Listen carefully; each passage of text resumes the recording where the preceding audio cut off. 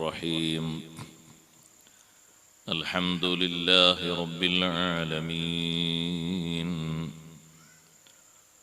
نحمده ونستعينه ونؤمن به ونتوكل عليه ونعوذ بالله من شرور أنفسنا ومن سيئات أعمالنا من يهده الله فلا مضل له ومن يضلل فلا هادي له نشهد أن لا إله إلا الله وحده لا شريك له ونشهد أن سيدنا ونبينا ومولانا محمدا صلى الله عليه وسلم عبده ورسوله اللهم صل وسلم وبارك على رسولك سيدنا ومولانا محمد وعلى آله وأصحاب سيدنا ومولانا محمد وعلى جميع الأنبياء والمرسلين وآلهم وصحبهم والتابعين لهم بإحسان إلى يوم الدين أما بعد فأعوذ بالله من الشيطان الرجيم بسم الله الرحمن الرحيم يا أيها الذين آمنوا اتقوا الله وابتغوا إليه الوسيلة وجاهدوا في سبيله لعلكم تفلحون صدق الله العلي العظيم صدق وصدق وبلغ رسوله النبي الكريم ونحن على ما قال ربنا من الشاهدين الشاكرين والحمد لله رب العالمين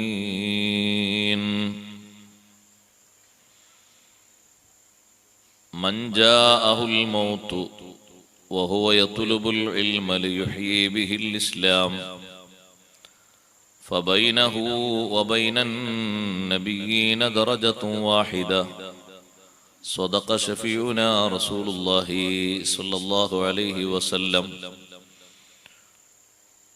يا سيدي يا رسول الله خذ بيدي ما لي سواك فلا ألوي على أحد يا من يقوم مقام الحمد منفردا للواحد الفرد لم يولد ولم يلد يا من تفجرت الأنهار نابعة من إصبعيه فروا الجيش ذا العدد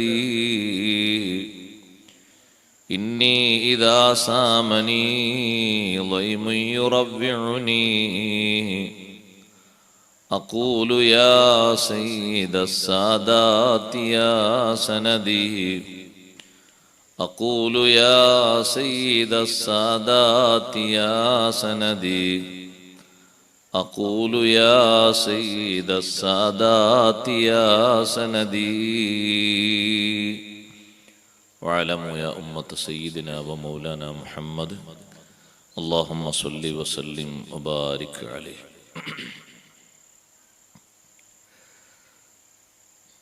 സമാദരണീയരായ പണ്ഡിതന്മാരെ, ഉസ്താദുമാരെ, മുത്തഅല്ലിംകളെ, രക്ഷിതാക്കളെ, മാന്യ സഹോദരങ്ങളെ, സഹോദരിമാരെ, സുഹൃത്തുക്കളെ, അൽഹംദുലില്ലാഹ് അല്ലാഹുവിൻ്റെ അതിമഹത്തായ അനുഗ്രഹത്താൽ കുറേ വർഷങ്ങളായി നമ്മുടെ ഈ പ്രദേശത്ത് ബഹുവന്യരായ സുൽത്താനുൽ ഹിന്ദ് ഖാജാ തങ്ങൾ അവരുടെ ഉറൂസ് മുബാറക്ക് നടന്നുകൊണ്ടിരിക്കുന്നു. നമ്മുടെ ഈ നാടിനും പരിസരങ്ങൾക്കും നമ്മെ ശ്രവിക്കുന്ന ഈ മജ്‌ലിസ് ആഗ്രഹിച്ചുകൊണ്ടിരിക്കുന്ന എല്ലാ ആളുകൾക്കും വലിയൊരു ആശ്രയമാണ് വർഷാവർഷമുള്ള ഈ സദസ്സ്. കുറച്ചു നേരം കഴിഞ്ഞാൽ അഭിവന്യരായ സയ്യിദ് മുത്തന്നൂർ തങ്ങൾ നമ്മുടെ ഈ സദസ്സിന് പ്രാർത്ഥന നൽകി നേതൃത്വം നൽകുന്നതിന് വേണ്ടി എത്തിച്ചേരുന്നുണ്ട്.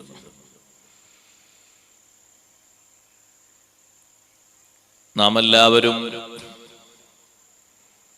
ഈ അനുസ്മരണത്തിൽ നിന്ന്, എല്ലാ അനുസ്മരണങ്ങളിൽ നിന്നും പഠിക്കേണ്ട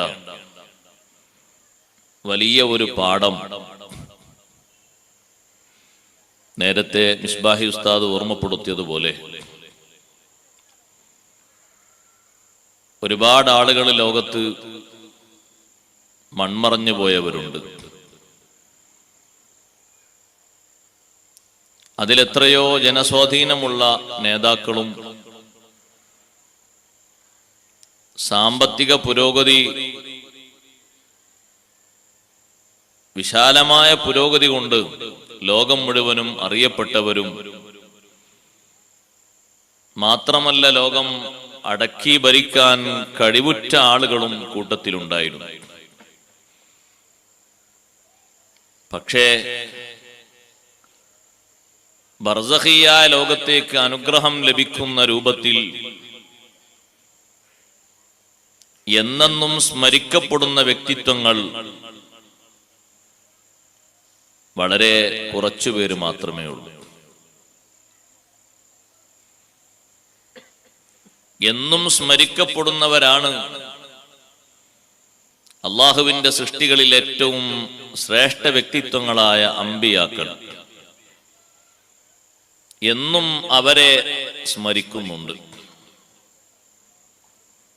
ഔലിയാക്കളെയും എല്ലാ ദിവസവും ഓർത്തുകൊണ്ടിരിക്കുന്നുണ്ട്.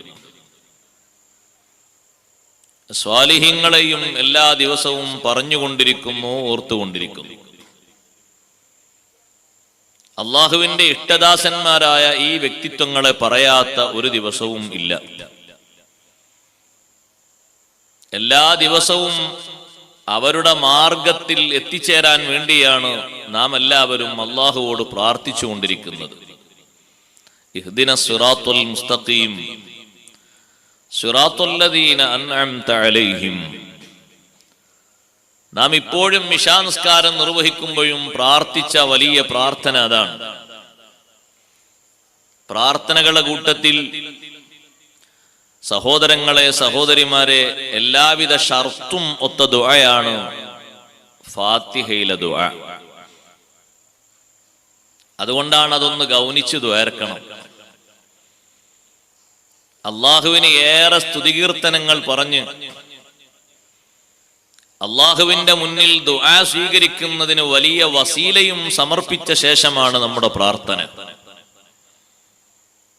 എന്താണ് അള്ളാഹുവോട് നാം സമർപ്പിക്കുന്ന വസീല?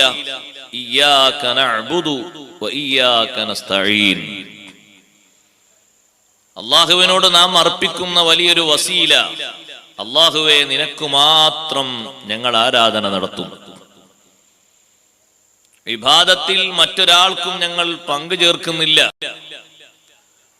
നിന്നെ മാത്രം ആരാധ്യനായും സ്രഷ്ടാവായും എല്ലാം നിന്നെ മാത്രമാണ് ഞങ്ങൾ കാണുന്നത്. അത് വലിയ ഒരു അർപ്പണമാണ്. അള്ളാഹുവിലേക്ക് ഒരു അടിമ നടത്തുന്ന വലിയൊരു സമർപ്പണമാണ്. അള്ളാഹുവിനോട് മാത്രം നടത്തുന്ന സഹായാർത്ഥന വ ഇയ്യാക നസ്തഈൻ. നിന്നോട് മാത്രം ഞങ്ങൾ സഹായാർത്ഥന നടത്തുന്നു. അങ്ങനെ അർത്ഥം വെക്കുമ്പോ ആരും ചിന്തിക്കണ്ട, ഇപ്പോഴല്ലേ ഹാജാത്തങ്ങളോട് സഹായം ചോദിച്ചത്, ആരോട് ചോദിച്ചാലും തരുന്നവൻ അള്ളാഹുവാണ്, വേറെ ആരുമല്ല തരുന്നത്.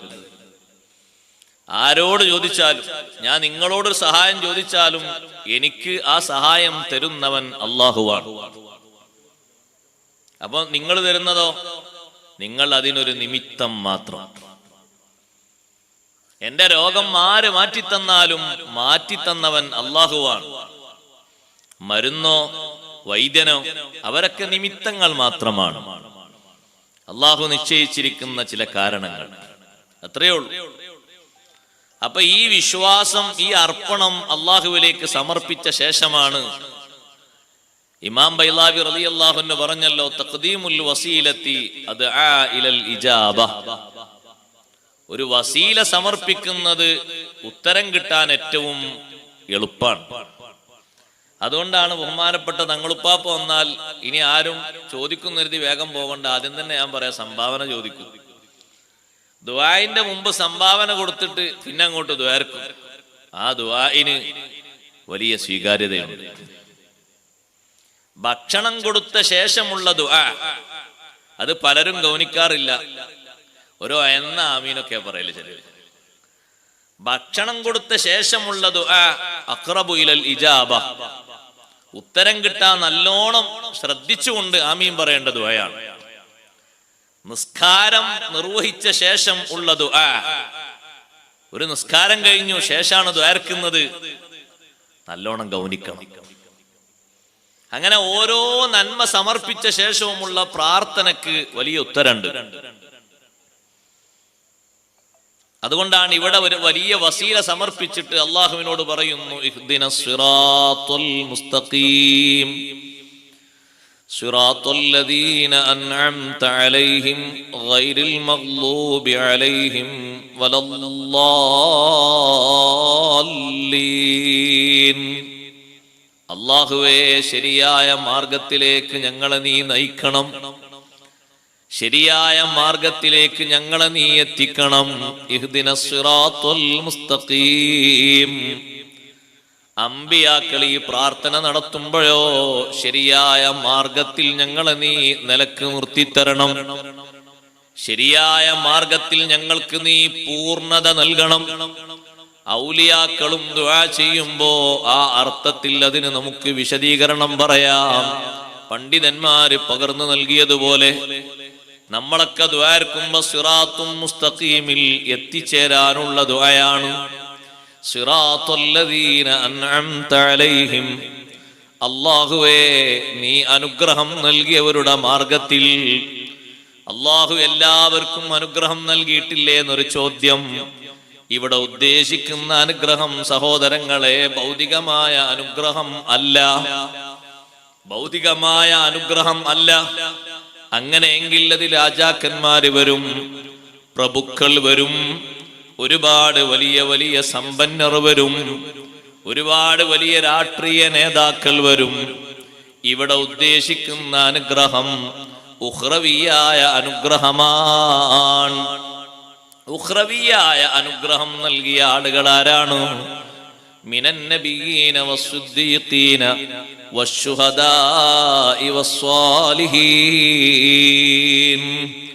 എല്ലാ ദിവസവും അവരെ ഓർത്തുകൊണ്ട് നമ്മൾ അള്ളാഹുവിനോട് ദുആ ചെയ്യുകയാണ്. അമ്പിയാക്കളെ, ഔലിയാക്കളെ, ശുഹദാക്കളെ, സ്വാലിഹീങ്ങളെ ഓർക്കാത്ത പറയാത്ത ഒരു ദിവസവും ഇല്ല. എന്ന് മാത്രമല്ല ഒരു ടൈമും ഇല്ല. ലോകത്ത് കഴിഞ്ഞുപോയ എല്ലാ മഹാന്മാർക്കും പ്രാർത്ഥിക്കാത്ത ഒരു സമയവും ഇല്ല. പ്രാർത്ഥിക്കുന്നില്ലേ നമ്മളെല്ലാവരും? അസ്സലാമു അലൈനാ വഅലാ ഇബാദില്ലാഹിസ് സ്വാലിഹീൻ. നല്ല ഒരു പ്രാർത്ഥനയാണത്. ചെറിയൊരു പ്രാർത്ഥനയായി കണക്കുകൂട്ടരുത്. അള്ളാഹുവിന് ഏറ്റവും വലിയ അഭിവാദ്യം സമർപ്പിച്ച ശേഷം അള്ളാഹുവിന്റെ സൃഷ്ടികളിൽ ഏറ്റവും ശ്രേഷ്ഠതയുള്ള സയ്യിദുനാ റസൂലുള്ളാഹി സ്വല്ലല്ലാഹു അലൈഹി വസല്ലമ തങ്ങൾക്ക് സലാമും അർപ്പിച്ച ശേഷമാണ് പ്രാർത്ഥന. അസ്സലാമു അലൈനാ വഅലാ ഇബാദില്ലാഹിസ് സ്വാലിഹീൻ. അല്ലാഹുവേ, ലോകത്ത് ജീവിച്ചിരിക്കുന്നവരും മൺമറഞ്ഞവരുമായ നിന്റെ എല്ലാ നല്ല അടിമകൾക്കും നിന്റെ സലാമത്ത് നൽകണേ അല്ലാഹ്. ജീവിച്ചിരിക്കുന്നവരും അതിൽപ്പെട്ടു, മരണപ്പെട്ടു പോയവരും പെട്ടു. സ്വാലിഹീങ്ങൾക്ക് പ്രാർത്ഥന നടത്താത്ത ദിവസം ഏതാണ്? സ്വാലിഹീങ്ങളെ ഓർക്കാത്ത പറയാത്ത ദിവസം ഏതാണ്?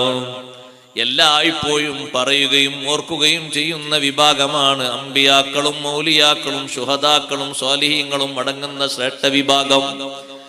ആ വിഭാഗത്തിന്റെ കൂട്ടത്തിൽ, അവരുടെ മുഹിബ്ബീങ്ങളെ കൂട്ടത്തിൽ ഒന്ന് ഇടം കിട്ടാനാണ് നമ്മുടെ ഈ കഠിനാധ്വാനം മുഴുവനും. അള്ളാഹു ഖബൂലാക്കട്ടെ. നമ്മൾ വന്നിരിക്കുന്നതും മൗലിദ് ഓതുന്നതും ഭക്ഷണം കൊടുക്കുന്നതും അതിന് നേർച്ച ചെയ്യുന്നതും സംഭാവന ചെയ്യുന്നതും എല്ലാമെല്ലാം സ്വാലിഹീങ്ങളെ കൂട്ടത്തിൽ ഒരു ഇടം കിട്ടാനാണ്. നന്നായി അവരെ ഖൽബ് കൊണ്ട് സ്നേഹിക്കണം. ഞാൻ ആമുഖമായൊരു കാര്യം പറയട്ടെ. സ്വാലിഹീങ്ങളെ സ്നേഹിക്കുന്നതിന് മനസ്സ് തിരിക്കണം. സ്വാലിഹീങ്ങളെ ആരെ പോലെ സ്നേഹിക്കണം? നമ്മുടെ ഇമാം ഷാഫി ഇമാം റളിയല്ലാഹു അൻഹു സ്നേഹിച്ചതുപോലെ ഇമാം ഷാഫി റളിയല്ലാഹു അൻഹു എന്തൊരു സ്നേഹമായിരുന്നു സയ്യിദന്മാരോട്. തങ്ങന്മാരെ കൂട്ടത്തിൽപ്പെട്ട തങ്ങളാണ് സഹോദരങ്ങളെ ഖാജാ തങ്ങളും. ഹുസൈൻ ഇബ്നു അലി റളിയല്ലാഹു അൻഹുവിന്റെ സന്താന പരമ്പരയിൽ വന്ന നബി സല്ലല്ലാഹു അലൈഹി വസല്ലം തങ്ങളുടെ പേരക്കുട്ടികളുടെ കൂട്ടത്തിൽപ്പെട്ട ഒരു പേരക്കുട്ടിയാണ്. അവിടുത്തെ ഉപ്പ സയ്യിദ് ഗിയാസുദ്ദീൻ റളിയല്ലാഹു അൻഹു.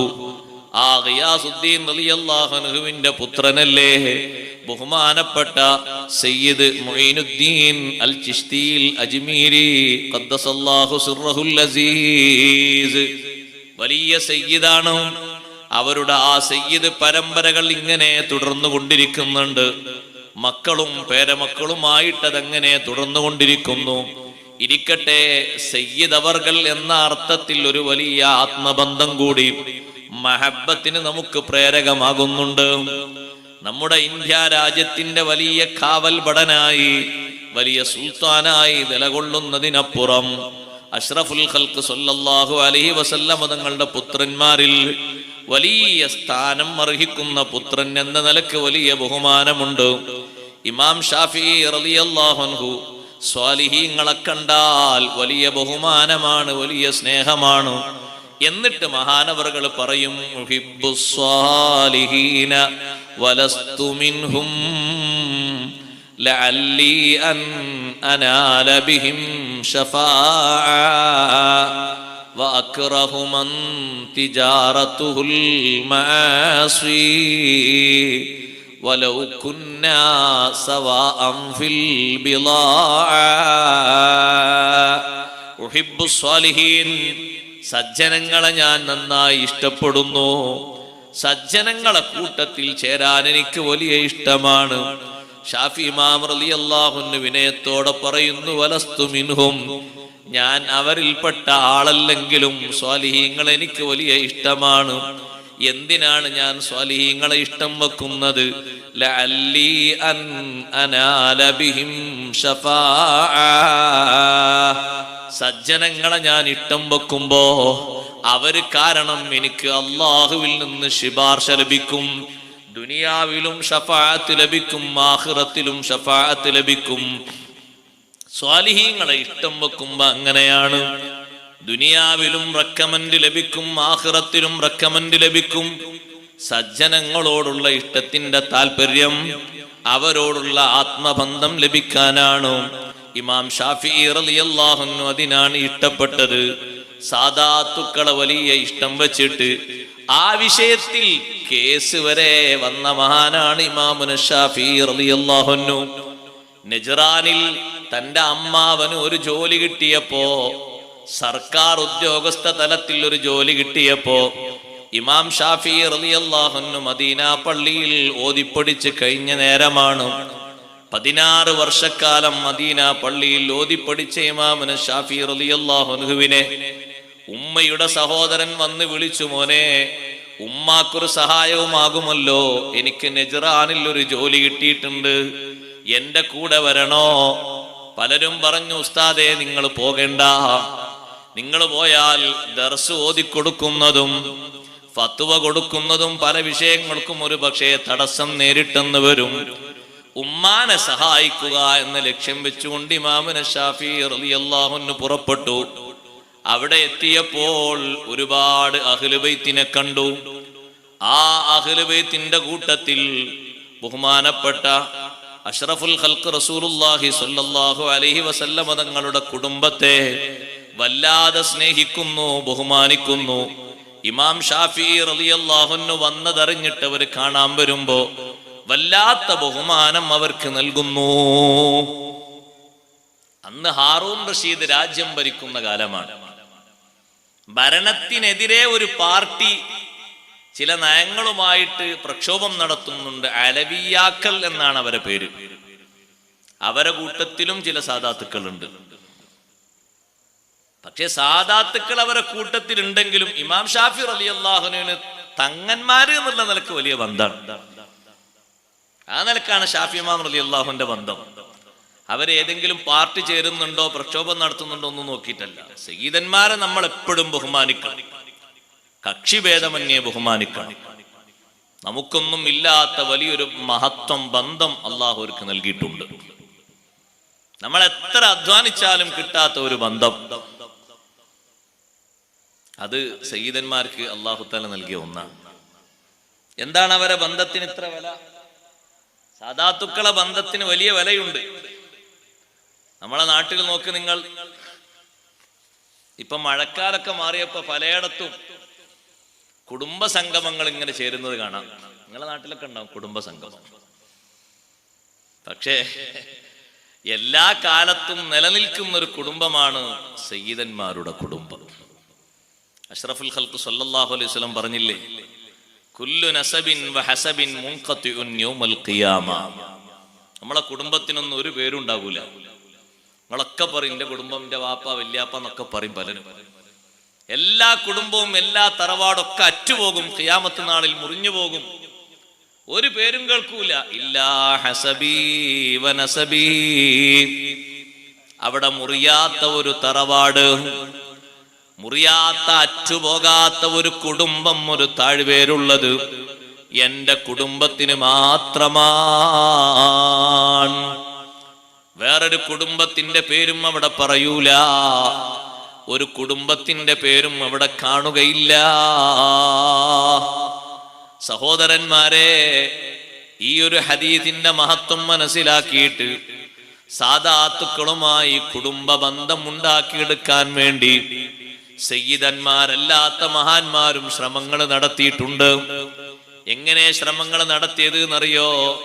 വിവാഹത്തിലൂടെ, വിവാഹ ബന്ധത്തിലൂടെ ശ്രമങ്ങൾ നടത്തിയിട്ടുണ്ട്. എങ്ങനെ തന്റെ മക്കളെ, സയ്യിദത്തുകളല്ലാത്ത, ബീവികളല്ലാത്ത മക്കളെ സയ്യിദന്മാരെ കൊണ്ട് കല്യാണം കഴിച്ചിട്ട് ഉപ്പ സയ്യിദായാൽ ജനിക്കുന്ന കുട്ടികളൊക്കെ ആ രൂപത്തിൽ തന്നെ ചേർക്കപ്പെടുമല്ലോ. ആ നിലക്കുള്ള വലിയ ബന്ധം സ്ഥാപിച്ച ഒരുപാട് മഹാന്മാരുണ്ട്.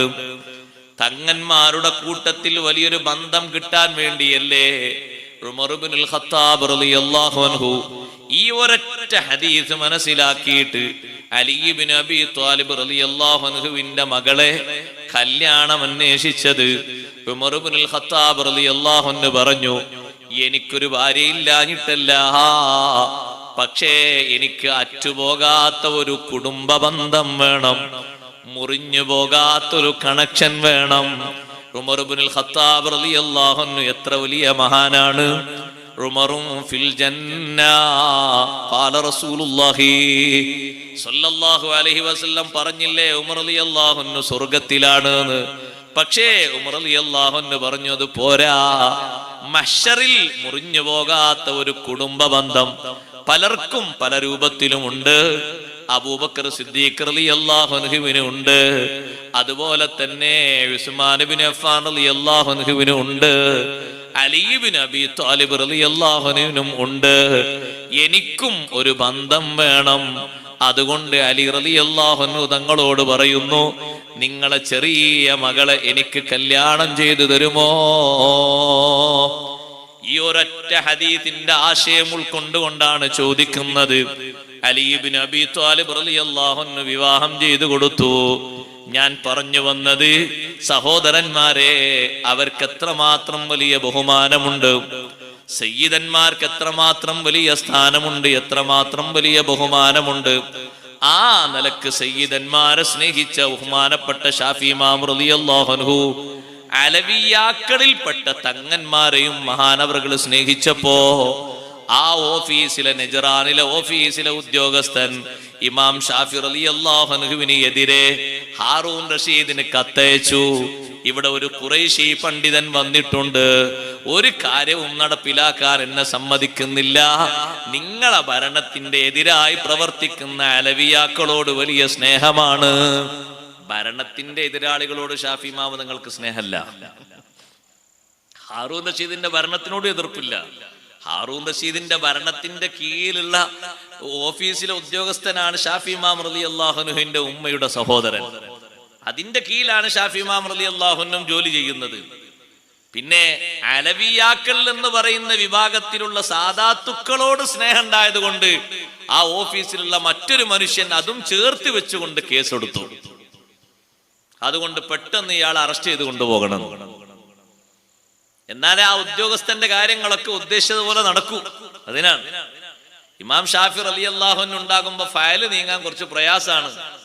ദീൻ അനുകൂലിക്കുന്നതാണെങ്കിൽ മാത്രം ഫയല് നീങ്ങും, അല്ലെങ്കിൽ അവിടെ കെട്ടിക്കിടക്കും. എല്ലാവർക്കും ഒപ്പിട്ട് കൊടുക്കാനുള്ളതല്ല, എല്ലാ ഫയലിലും ഒപ്പിട്ട് കൊടുക്കാൻ കഴിയില്ല എന്ന് ഷാഫി ഇമാം റളിയല്ലാഹു അൻഹു പറയും. അള്ളാഹുവിന്റെ ദീന് ശരീഅത്ത് അംഗീകരിക്കുന്നതാണോ ഒപ്പിട്ട് കൊടുക്കും, അല്ലേ അല്ലെങ്കിൽ പുനരാലോചനക്ക് വേണ്ടി വിശദ പഠനത്തിന് വേണ്ടി മൂലയിലേക്ക് വെക്കും. അതാ ഉദ്യോഗസ്ഥന് കിട്ടുന്ന വരുമാനത്തിനും ശതമാനത്തിനൊക്കെ കുറവ് വരും. അപ്പൊ അയാളൊരു കേസ് കൊടുത്തു. ആ കേസിന് ഇങ്ങനെ ഒരു വകുപ്പുണ്ടാക്കി. ഇമാം ഷാഫി റളിയല്ലാഹു അൻഹു ഭരണത്തിനെതിരെ പ്രവർത്തിച്ചിട്ടില്ല. ആ അലവിയാക്കൾ എന്ന് പറയുന്ന വിഭാഗത്തിൽ സാദാത്തുക്കളുണ്ട്, അവരോട് മഹബത്തുണ്ട്. അത് സാദാത്തുക്കളാണ്, തങ്ങന്മാരാണ് എന്നൊരൊറ്റ നിലക്കുള്ള മഹബത്താണ്. അതും വെച്ചുകൊണ്ടാണ് കേസ് കൊടുത്തത്. പക്ഷെ ആ കേസ് വിജയിച്ചതൊന്നുമില്ല. ഹാറൂൻ റഷീദ് വലിയ ബഹുമാനമാണ് ഇമാം ഷാഫി റളിയല്ലാഹു അൻഹു നൽകിയത്. അറസ്റ്റ് ചെയ്ത് കൊണ്ടുപോയെങ്കിലും വലിയ ബഹുമാനമാണ് നൽകിയത്. ഷാഫി ഇമാം റളിയല്ലാഹു അൻഹു അറസ്റ്റ് ചെയ്തു എന്ന് മാത്രമല്ല, മുത്തുനബി സല്ലല്ലാഹു അലൈഹി വസല്ലം തങ്ങളുടെ കുടുംബത്തോടുള്ള അദമ്യമായ സ്നേഹം കൊണ്ട്, പ്രേമം കൊണ്ട്, പ്രണയം കൊണ്ട്, അനുരാഗം കൊണ്ട് പലരും പറഞ്ഞു ഷാഫി ഇമാം റളിയല്ലാഹു അൻഹു റാഫിളിയാണ്. റാഫിളത്ത് എന്നത് പിഴച്ചൊരു വിഭാഗത്തിന്റെ പേരാണ്. നമ്മുടെ നാട്ടിൽ പിഴച്ച പ്രസ്ഥാനങ്ങൾക്ക് പല പേരും കേൾക്കില്ലേ? വഹാബിയത്ത്, മൗദൂദിയത്ത്, ഖാദിയാനിയത്ത് എന്നൊക്കെ. ഇതേപോലത്തെ വേറൊരു പേരാണ് റാഫിളത്ത്. ചുരുക്കം പറഞ്ഞാൽ നല്ലത്, വിശദമായി പറയാൻ നേരമില്ല. ഇനി വേണമെങ്കിൽ വിശദമായിട്ട് നമ്മളെ നാസർ സഖാഫിയൊക്കെ പറഞ്ഞുതരും. മൂപ്പര് സുന്നത്തമാത്തിന്റെ വിശദ സ്പെഷ്യലിസ്റ്റാണ്, മൂപ്പര് ക്ലാസ് എടുത്തത്. ഞാനിപ്പോ അത്രേ പറഞ്ഞുള്ളൂ. ഇരിക്കട്ടെ, അങ്ങനത്തെ ഒരു വിഭാഗമാണ്. ആ വിഭാഗത്തെ ചേർത്തിയിട്ട് ഇമാം ഷാഫി റളിയല്ലാഹു അൻഹുവിനെ പറ്റി അങ്ങനെ ഒരു ആരോപണം പറഞ്ഞു. അപ്പൊ ഷാഫി ഇമാം റളിയല്ലാഹു അൻഹു പറഞ്ഞു, ഇനി അങ്ങനെ ആരെങ്കിലും പറയുകയാണെങ്കിൽ അതും എനിക്ക് പ്രശ്നമില്ല. ലൗകാന ആരെങ്കിലും എന്നോട് ലൗകാന റഫുലുൻ ഹുബ്ബ ആലി മുഹമ്മദി ഫല്യശ്ഹദി സഖലാനി അന്നീ റാഫിളി. നബി സല്ലല്ലാഹു അലൈഹി വസല്ലം നിങ്ങളെ കുടുംബത്തെ സ്നേഹിക്കുന്നത് റാഫിലിസമാണ് എന്ന് ആരെങ്കിലും പറയുന്നുവെങ്കിൽ സർവ മനുഷ്യരും ജിന്നുകളും സാക്ഷ്യപ്പെടുത്തിക്കൊള്ളട്ടെ, ഞാൻ ആ റാഫിലിയാണ് എന്ന്. എനിക്കതിൽ പരാതിയില്ല. കാരണം എന്റേത് മഹബത്താണ്, തങ്ങളുടെ കുടുംബത്തോടുള്ള സ്നേഹമാണ്. വല്ലാത്ത ബഹുമാനമാണ് ഇമാം ഷാഫി റളിയല്ലാഹു അൻഹു നൽകിയത്, ചെറിയ ബഹുമാനമല്ല. ആ നിലക്കുള്ള ബഹുമാനത്തിൽ ഭരണാധികാരികളിൽപ്പെട്ട സാദാത്തുക്കളായ ആളുകൾ തന്നെ ചില വിമർശനങ്ങളൊക്കെ ഉന്നയിക്കുമ്പോ ബഹുമാനത്തിനെതിരായ വാക്കുകൾ പറഞ്ഞിട്ടും ഷാഫി ഇമാം റളിയല്ലാഹു അൻഹു മറുപടി പറഞ്ഞിട്ടില്ല. എന്തേ കാരണം എന്നറിയോ? പറയുന്ന ആള് സയ്യിദായി എന്നൊരൊറ്റ പരിഗണന കൊണ്ടാണ്. സഹോദരങ്ങളെ, ആ നിലക്കുള്ള മഹബത്താണ് അവർ സ്വീകരിച്ചത്. ആ മഹബത്ത് കൊണ്ട് ആഖിറത്തിലും ദുനിയാവിലും വലിയ വിജയം അല്ലാഹു അവർക്ക് നൽകിയിട്ടുണ്ട്, സ്വീകാര്യതയും അല്ലാഹു നൽകിയിട്ടുണ്ട്. ഖാജാ തങ്ങൾ മഹാനവറുകൾ ചെറുപ്പകാലത്ത് തന്നെ അതേ ഉപ്പയുടെ കൂടെ ജീവിച്ച നാട്ടിൽ, ജനിച്ച നാട്ടിൽ നിന്ന് ഇറാനിൽ നിന്ന് ഇറാഖിലേക്ക് മാറി താമസിച്ചു. കുറഞ്ഞ കാലമേ ഉപ്പയുടെ കൂടെയുള്ള ജീവിതം കിട്ടിയിട്ടുള്ളൂ. ഉപ്പ മരണപ്പെട്ടു പോയപ്പോൾ മഹാനവറുകൾക്ക് 11 വയസ്സാണ്. ചില്ലറ മാസമാണ്. ചില റിപ്പോർട്ടുകളിലൊക്കെ 15 വർഷമാണ് എന്നും കാണാം. ഇരിക്കട്ടെ, ഏതായാലും 10-ലധികം വയസ്സെത്തിയിട്ടുണ്ട്. ചെറിയ പ്രായം തന്നെയാണ്. ആ ഉപ്പ വലിയ ധർമ്മിഷ്ഠനാണ്. കയ്യിലുള്ള സമ്പത്ത് മുഴുവനും സ്വതക്ക ചെയ്തിട്ടുണ്ട്. ഒരു വലിയ തോട്ടം കുടുംബത്തിന് മിച്ചം വച്ചിട്ടുണ്ട്. കുടുംബത്തിന് ജീവിക്കാൻ മാത്രം ആ തോട്ടമുണ്ട്. ബാക്കിയുള്ളത് മുഴുവനും ധർമ്മം ചെയ്ത് ജീവിച്ചിട്ടുണ്ട്. അതും മഹത്തുക്കളുടെ ഒരു സ്വഭാവമാണ്. അബൂബക്കർ സിദ്ദീഖ് റളിയല്ലാഹു അൻഹു നബി സല്ലല്ലാഹു അലൈഹി വസല്ലം നിങ്ങളെ കൂടെ ചേരുമ്പോ എത്രായിരം ദിർഹമുണ്ട് കയ്യില്? 40,000 ദിർഹം കയ്യിലുണ്ടായിരുന്നു. 35,000 ദിർഹമും അഷ്റഫുൽ ഖൽഖ് സല്ലല്ലാഹു അലൈഹി വസല്ലം തങ്ങൾക്ക് വേണ്ടി ചെലവാക്കി കൊടുത്തു. ബാക്കി 5,000 ദിർഹമിൽ നിന്നാണ് കുടുംബത്തിന്റെ വരുമാന ചെലവുകൾ മുന്നോട്ട് കൊണ്ടുപോയത്. സഹോദരങ്ങളെ, ശതമാനം ഒന്ന് കൂട്ടി നോക്കൂ. ആകെയുള്ള സമ്പത്തിന്റെ എത്ര വലിയ ഭാഗമാണ് ചെലവാക്കിയത്? ഖാജാ തങ്ങളുടെ ഉപ്പയും അങ്ങനെ തന്നെയാണ്, വലിയ ധർമ്മിഷ്ഠനായിരുന്നു. ഒരു തോട്ടം ഒഴിച്ച് ബാക്കിയുള്ളതെല്ലാം ധർമ്മം ചെയ്തു. ആ ഒരു തോട്ടം കുടുംബത്തിന് വേണ്ടി മിച്ചം വെച്ചു. ഖാജാ തങ്ങൾ ഉപ്പയുടെ വഫാത്തിന് ശേഷം തനിക്ക് കിട്ടിയ ഓഹരിയിൽ പണിക്കാരെ ഉപയോഗിച്ചുകൊണ്ട് ജോലി ചെയ്യും. ചിലപ്പോഴൊക്കെ സ്വന്തമായി തോട്ടത്തിൽ പോകും. അല്ലറ ചില്ലറ പണികളൊക്കെ മഹാനവർകൾ എടുക്കും. ചെറിയ പ്രായമല്ലേ. തോട്ടത്തിൽ ഒരു ദിവസം വേല ചെയ്തുകൊണ്ടിരിക്കുമ്പോ ആ നാട്ടിൽപ്പെട്ട വലിയ ഔലിയാക്കളിൽപ്പെട്ട മഹാനായ ഇബ്രാഹിമുൽ ഖന്തൂരി, ഇബ്രാഹിമുൽ മജ്ദൂബ്, 2 പേരിലും വിളിക്കപ്പെടാറുണ്ട്. വലിയൊരു മഹാനുഭാവൻ തോട്ടത്തിലേക്ക് വരുന്നു. തോട്ടത്തിലേക്ക് വന്നപ്പോ ബഹുമാനപ്പെട്ട ഖാജാ തങ്ങൾ മഹാനവർകളെ സ്വീകരിച്ചു. അതേ, മഹാനവർകളെ സ്വീകരിച്ച് ബഹുമാനത്തോടെ ഇരുത്തിയിട്ട് തോട്ടത്തിന്റെ വിവിധ ഭാഗങ്ങളിൽ നിന്ന് പഴങ്ങൾ പറിച്ചു. എന്നിട്ട് ആ പഴങ്ങൾ ഭക്ഷിക്കാൻ കൊടുത്തു. ഭക്ഷിക്കാൻ കൊടുത്ത പഴങ്ങളൊക്കെ ഭക്ഷിച്ച ശേഷം ബഹുമാനപ്പെട്ട ഇബ്രാഹിമുൽ ഖന്തൂരി റഹ്മത്തുള്ളാഹി അലൈഹി വലിയല്ലേ മഹാനവറുകൾ തന്റെ സഞ്ചിയിൽ നിന്ന് ഒരു ഉണക്ക റൊട്ടിയുടെ കഷ്ണം എടുത്തു. ആ കഷ്ണം എടുത്തിട്ട് അതൊന്ന് നാവിൽ വെച്ചൊന്ന് നനച്ച് ചവച്ച ശേഷം അതാ ഖാജാ തങ്ങൾക്കത് ഭക്ഷിക്കാൻ കൊടുത്തു. ഭക്ഷിച്ചോളൂ എന്ന് പറഞ്ഞു. സുബ്ഹാനല്ലാഹ്, അത് ഭക്ഷിക്കുന്നു. ഭക്ഷിച്ചതോടുകൂടെ സഹോദരങ്ങളെ, ഖാജാ തങ്ങളുടെ മനസ്സിന് വലിയ പരിവർത്തനം വന്നു. വലിയ ദാഹം വന്നു. ഇനി തോട്ടം നന്നാക്കി ഇവിടെ കൂടാൻ പറ്റൂല. ദുനിയാവിനോടുള്ള വലിയ പരിത്യാഗത്തിന്റെ ചിന്ത വന്നു. ഈ തോട്ടം വിൽക്കണം, കിട്ടുന്ന കാശ് കൊണ്ട് ഇൽമു പഠിക്കാൻ വേണ്ടി പോകണം. ആ ഒരു ചിന്തയാണ് പിന്നെ മനസ്സിൽ വന്നത്. നമ്മളെ കുട്ടികൾക്കും നല്ല ചിന്ത വരണമെങ്കിൽ നല്ല ആളുകളെ കൊണ്ട് മധുരം കൊടുക്കണം. ആ ഏർപ്പാടല്ലൊന്നില്ല, പിന്നെന്താ പറഞ്ഞിട്ട് കാര്യം? പലരും അത് മറന്നുപോയി. തഹ്നീഖ്, സ്വാലിഹീങ്ങളെ കൊണ്ടൊരു മധുരം കൊടുപ്പിക്കൽ. നല്ല ആരോഗ്യവും വൃത്തിയും ശുദ്ധിയൊക്കെ ഉള്ള സ്വാലിഹീങ്ങള്, അവരെ നാവ് നനഞ്ഞത് ഒരു കാരക്കയുടെ ചീള്, അതിൻ്റെ ഒരു മധുരം നമ്മുടെ കുട്ടിയുടെ വയറ്റിന്റെ ഉള്ളിലേക്ക് ആദ്യം എത്തിക്കഴിഞ്ഞാൽ അതിന് വലിയ പോരിശയുണ്ട്. ഉമ്മമാരെ, ഞാനത് വെറുതെ പറയല്ല, വലിയ ഭാഗ്യം അങ്ങനെ കിട്ടിയ മഹതിയാണ് ബഹുമാനപ്പെട്ട ഉമ്മു സുലൈം ബീവി റളിയല്ലാഹു അൻഹ. ഉമ്മു സുലൈം ബീവി റളിയല്ലാഹു അൻഹക്ക് എത്ര വലിയ ഭാഗ്യം കിട്ടിയത്. ഉമ്മു സുലൈം ബീവി റളിയല്ലാഹു അൻഹക്ക് അബൂ തൽഹ റളിയല്ലാഹു അൻഹു എന്നുള്ള ഒരു കുട്ടി, ചെറുപ്പത്തിൽ ഒരു കുട്ടി വഫാത്തായി പോയി. അതിനു പകരം ഒരു കുട്ടിയെ അല്ലാഹു തആല നിങ്ങൾക്ക് തരും, നിങ്ങൾ വിഷമിക്കണ്ട, നബി സല്ലല്ലാഹു അലൈഹി വസല്ലം ദ്വാരന്നു കൊടുത്തു. ഒരു കൊല്ലമായപ്പോ ഒരു കുട്ടിയുണ്ടായി. രാത്രിയാണ് ഉമ്മു സുലൈം ബീവി റളിയല്ലാഹു അൻഹ പ്രസവിച്ചത്. അനസ് റളിയല്ലാഹു അൻഹു വിളിച്ചിട്ട് പറഞ്ഞു, മോനെ അനസേ, ഈ കുട്ടിക്ക് സുബ്ഹി വരെ കാവലിരിക്കണം. പഴയ കാലത്തൊക്കെ ഉമ്മമാര് അവിടുന്നും ഇവിടുന്നും ഒന്ന് കുട്ടികളെ എടുത്ത് സ്നേഹപൂർവ്വം മുലയൂട്ടുന്നൊരു സ്വഭാവം ഉണ്ടായിരുന്നു. നമ്മളെ നാട്ടിലുണ്ടായിരുന്നു. അയൽവക്കത്തുള്ള ഉമ്മാരൊക്കെ വരും. എന്നാ പിന്നെ ഏതായാലും കാണേണ്ടവരല്ലേ, എന്നാ ഹലാലായ വന്നേക്കോട്ടെ എന്ന് എഴുതിയിട്ട് അങ്ങനെ ഉണ്ടായിരുന്നു പഴയ കാലത്ത്. ഇപ്പൊ ഒറ്റയും കാണാൻ പറ്റില്ല കേട്ടോ, കാരണം ഇപ്പൊ അങ്ങനെ ഇല്ല. പെള്ളോർക്ക് തന്നെ കൊടുക്കാൻ തന്നെ മടിയാണ്, പാല് കൊടുക്കാൻ തന്നെ മടിയാണ്.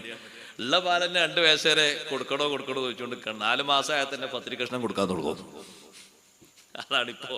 ആരോഗ്യമുള്ള സഹോദരിമാര് പാല് കൊടുക്കണം, ഔഷധവീര്യമുള്ള നല്ല ഭക്ഷണങ്ങൾ കഴിക്കണം. ഭർത്താക്കന്മാരോട് പറയാ, നല്ല മുന്തിയ തരം ഈത്തപ്പഴങ്ങൾ കൊണ്ടുവരാൻ പറയാം. ഇങ്ങനെ 50 രൂപ കിട്ടുന്നതല്ല, ഒരു 400-ന്റെ 500-ന്റെ ഒക്കെ ഒരു കിലോന് വില വരുന്നത്. ഇതിങ്ങനെ ഈ 50 രൂപ കിട്ടിയ പിറ്റേ നോക്കി എങ്ങനെ പുഴ ഇരിക്കുന്നുണ്ടാവും. അതിലെ മുന്തിയത് വാങ്ങിക്കൊണ്ടേ കൊടുക്കും. അതും പാലും ചേർത്ത് നല്ലോണം ശരീരം പുഷ്ടിപ്പെടുത്തി കുട്ടികൾക്ക് നല്ല പാല് കൊടുക്കുക 2 വയസ്സ് വരെ. വേറെ ഭക്ഷണമൊന്നും കൊടുക്കാതെ പാലാണ് കൊടുക്കുന്നത്. ആ കുട്ടിക്ക് ഒരു 50-60 വയസ്സ് വരെ ഹോസ്പിറ്റൽ ചെലവൊന്നും ഉണ്ടാകൂല, നല്ല ആരോഗ്യം ഉണ്ടാവും. ഇപ്പൊ നോക്ക് നിങ്ങൾ, ഇപ്പൊ 15-20 ആകുമ്പോഴേക്ക് കയ്യിൽ ഗുളിക പിടിച്ച് നടക്കാൻ തുടങ്ങി. മതിയായ ആരോഗ്യത്തിന് കിട്ടേണ്ട പോഷകാഹാരത്തിന്റെ കുറവാണ്. സഹോദരിമാര് നല്ലോണം പോഷകാഹാരങ്ങൾ കഴിച്ച് കുട്ടികൾക്ക് നല്ലോണം പാല് കൊടുക്കണം. ഹൗലൈനി കാമിലൈനി, നിർബന്ധല്ല ലിമൻ അറാദ യുതിമ്മർ റളാഅ. എന്നാലും അങ്ങനെ പറഞ്ഞല്ലോ, പൂർണ്ണമായ 2 വർഷം കൊടുക്കാൻ ഉദ്ദേശിക്കുന്ന ആളുകൾക്ക് അതാണ് അതിന്റെ കണക്ക്. അങ്ങനെ ആരോഗ്യസ്ഥിതി ഉണ്ടാക്കിയെടുക്കണം. അങ്ങനല്ലേ ആരോഗ്യം ഉണ്ടാകാൻ, അങ്ങനല്ലേ ഖുർആൻ നിർദ്ദേശിച്ചത്.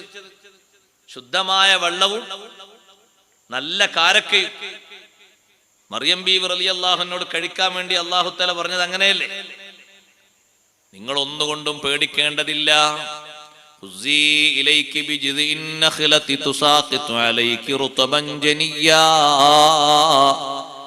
ബെത്ലഹേമിന്റെ മുകളിലുള്ള ഉണക്ക ചെടികൾ, ഉണക്ക മരങ്ങളില്ലേ, കായ്ക്കനികളില്ലാത്ത ഈത്തപ്പന മരങ്ങൾ, നിങ്ങളൊന്ന് പിടിച്ച് കുലുക്കിക്കോളൂ. തുസാഖിതു ഇലൈകി റുതബൻ ജനിയ്യാ, നല്ല പഴുത്ത ഈത്തപ്പഴങ്ങൾ നിങ്ങളിലേക്ക് കൊഴിഞ്ഞു വീഴും. അതെടുത്ത് നിങ്ങൾ ഭക്ഷിച്ചോളൂ. താഴ്വരയിലൂടെ വെള്ളം ഒഴുകുന്നുണ്ട്, ആ വെള്ളത്തിൽ നിന്ന് കുടിച്ചോളൂ. വെള്ളവും കാരക്കയും ആരോഗ്യത്തിന് കഴിക്കാൻ വേണ്ടി പറഞ്ഞത് അതല്ലേ. ഫകുലി വശ്റബി വഖർരി ഐനാ. അതുകൊണ്ട് പോഷകാഹാരങ്ങൾ കഴിച്ച് നല്ലവണ്ണം പാൽ കൊടുക്കണം. മോനെ അനസേ, കുട്ടിയെ നോക്കണം നേരം വെളുക്കുന്നത് വരെ. ഈ കുട്ടിയെ സുബഹിക്ക് നേരെ എടുത്തിട്ട് നബി സല്ലല്ലാഹു അലൈഹി വസല്ലം തങ്ങളെ ഹളറത്തിൽ കൊണ്ടുപോയി മധുരം കൊടുപ്പിക്കണം. ആദ്യം ഈ കുട്ടിന്റെ വയറ്റിലേക്ക് എത്തേണ്ടത് നബി സല്ലല്ലാഹു അലൈഹി വസല്ലം തങ്ങളുടെ ഉമിനീര് കലർന്ന മധുരമാണ്. അത് നീ കൊടുപ്പിക്കണം. അതുകൊണ്ട് ഉമ്മാക്ക് അല്പം ക്ഷീണമുണ്ട്, കുട്ടിക്ക് നീ കാവലിരിക്കണം. അനസ് റളിയല്ലാഹു അൻഹു കാവലിരുന്നു. സുബ്ഹി നിസ്കാരത്തിന് ശേഷം കുഞ്ഞനുജനെയും എടുത്തുകൊണ്ട് നബി സല്ലല്ലാഹു അലൈഹി വസല്ലം തങ്ങളെ സവിധത്തിലെത്തി. അഷ്റഫുൽ ഖൽഖ് സല്ലല്ലാഹു അലൈഹി വസല്ലം കുട്ടിയെ മടിയിലേക്ക് ഏറ്റുവാങ്ങി തലയിലൊന്ന് തങ്ങളിങ്ങനെ കരസ്പർശം നൽകിയിട്ട് ബറക്കത്തിന് ദുആ ചെയ്തു കൊടുത്തു. സമ്മാഹു അബ്ദുല്ലാ, കുട്ടിക്ക് അബ്ദുല്ലാഹിന്ന് തങ്ങൾ പേര് വെച്ചു. ചോദിച്ചു, മോനെ അനസേ, കാരക്ക കൊണ്ടുവന്നിട്ടുണ്ടോ? ഉണ്ട് നബിയെ. ഞാൻ കാരക്ക എടുത്തു കൊടുത്തപ്പോ തങ്ങൾ നല്ലവണ്ണം ചവച്ചരച്ച് ഉമിനീര് കുട്ടിയുടെ വയറ്റിലേക്ക് പകർന്നു നൽകി. ഇതുകൊണ്ട് കിട്ടിയ മധുരമറിയുമോ? ഉമ്മു സുലൈം ബീവി റളിയല്ലാഹു അൻഹ എന്തൊരു ഭാഗ്യവതിയാണ്. നബി സല്ലല്ലാഹു അലൈഹി വസല്ലം തങ്ങളെ ഉമിനീര് പകർന്നു കിട്ടിയ ഈ കുട്ടി, ആ കുട്ടിക്ക് പിന്നീട് 9 മക്കൾ ജനിച്ചു. കുല്ലുഹും യഖ്റഊനൽ ഖുർആൻ.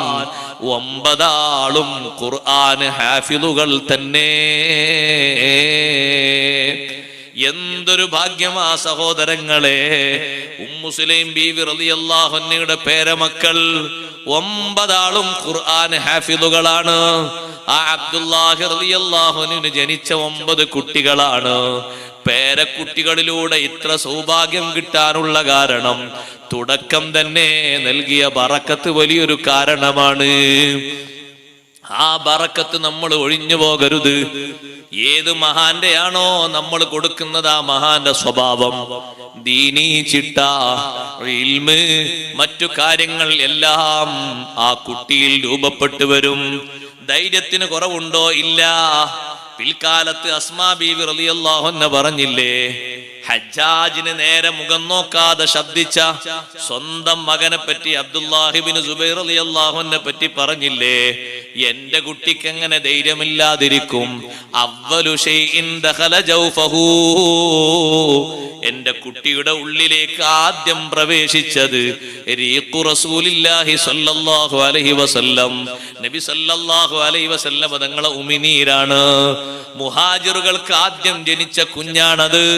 അസ്മാ റളിയല്ലാഹു അൻഹയുടെ കുട്ടി, സുബൈർ റളിയല്ലാഹു അൻഹുവിന്റെ മകൻ അബ്ദുല്ലാഹി ഇബ്നു സുബൈർ റളിയല്ലാഹു അൻഹുമാ. ഹിജ്റ പോകുന്ന സമയത്തല്ലേ അസ്മാ ബീവിക്ക് ഖുബായിൽ വെച്ച് നൊമ്പര വേദന അനുഭവപ്പെട്ടത്. ഷെഡ് കെട്ടിയിട്ട് ആ ഷെഡിൽ പ്രസവിച്ചു പോയി. ഉപ്പ തന്നെ രാവിലെ കുട്ടിയെയും എടുത്ത് നബി സല്ലല്ലാഹു അലൈഹി വസല്ലം തങ്ങളെ ഹദ്റത്തിൽ കൊണ്ടുപോയി. മുഹാജിറുകൾക്ക് അന്ന് വലിയ സന്തോഷമായിരുന്നു. അവ്വലു മൗലൂദിൻ യൂലദു ഫിൽ മുഹാജിരീൻ. എല്ലാവരും പറഞ്ഞു, മുഹാജിരീങ്ങളിൽ ആദ്യം ജനിച്ച കുഞ്ഞല്ലേ, വലിയ ബറക്കത്തുള്ള കുട്ടിയാണ്.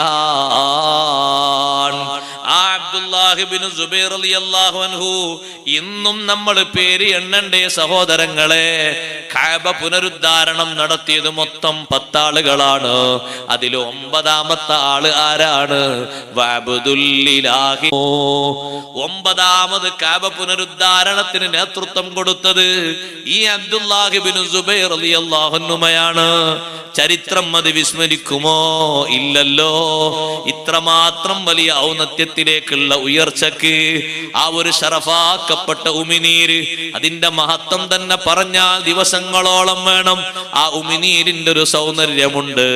അതുകൊണ്ട് ഉമ്മമാര് മറക്കരുത്, സ്വാലിഹീങ്ങളായ ആളുകളെ കൊണ്ട് തഹ്നീക്ക് നടത്തണം. ആണുങ്ങളെ കിട്ടിയില്ലെങ്കിൽ പെണ്ണുങ്ങളെ കൊണ്ട് തഹ്നീക്ക് നടത്തണം. പക്ഷേ അവര് നല്ലവരാകണം, സ്വാലിഹീങ്ങളാകണം. അവരെ സ്വഭാവങ്ങളാണ് ഉണ്ടാകേണ്ടത്. നിങ്ങൾ കണ്ടോ, ഖോജാ തങ്ങൾക്ക് ഒരു പത്തിരി കഷ്ണം ഇബ്രാഹിമുൽ മജ്ദൂബ് എന്ന വലിയ നാവിലൊന്ന് ചവച്ചു കൊടുത്തപ്പോഴേക്ക് മനസ്സിന് വലിയ പരിവർത്തനമുണ്ടായി. എനിക്ക് ഈ നാട്ടിൽ ഇങ്ങനെ കൃഷി നനച്ച് കച്ചവടം ചെയ്ത് കൂടിയാൽ പോരാ, ഞാനൊരു ദുനിയാവിന്റെ ആളല്ലല്ലോ. എനിക്ക് ആഖിറത്തിലേക്ക് സമ്പാദിക്കണം, എനിക്ക് അറിവിന് വേണ്ടി പോകണം. മഹാനവറുകളെ മനസ്സിൽ വല്ലാത്ത മോഹം വന്നു. അതേ തോട്ടം മഹാനവറുകൾ ഒഴിവാക്കി. ഒരു റിപ്പോർട്ടിൽ കാണാം തോട്ടം വഖഫ് ചെയ്തു എന്ന് കാണാം, ഫക്കീർ മിസ്കീന്മാർക്ക് വഖഫ് ചെയ്തു എന്ന് കാണാം. മറ്റൊരു റിപ്പോർട്ടിൽ കാണാം ചരിത്രത്തിൽ തോട്ടം വിൽപ്പന നടത്തിയെന്നും കാണാം. നേരെ ഖുറാസാനിലേക്ക് പോയി. പണ്ഡിതന്മാരുടെ വലിയൊരു കേന്ദ്രമാണ് ഖുറാസാൻ.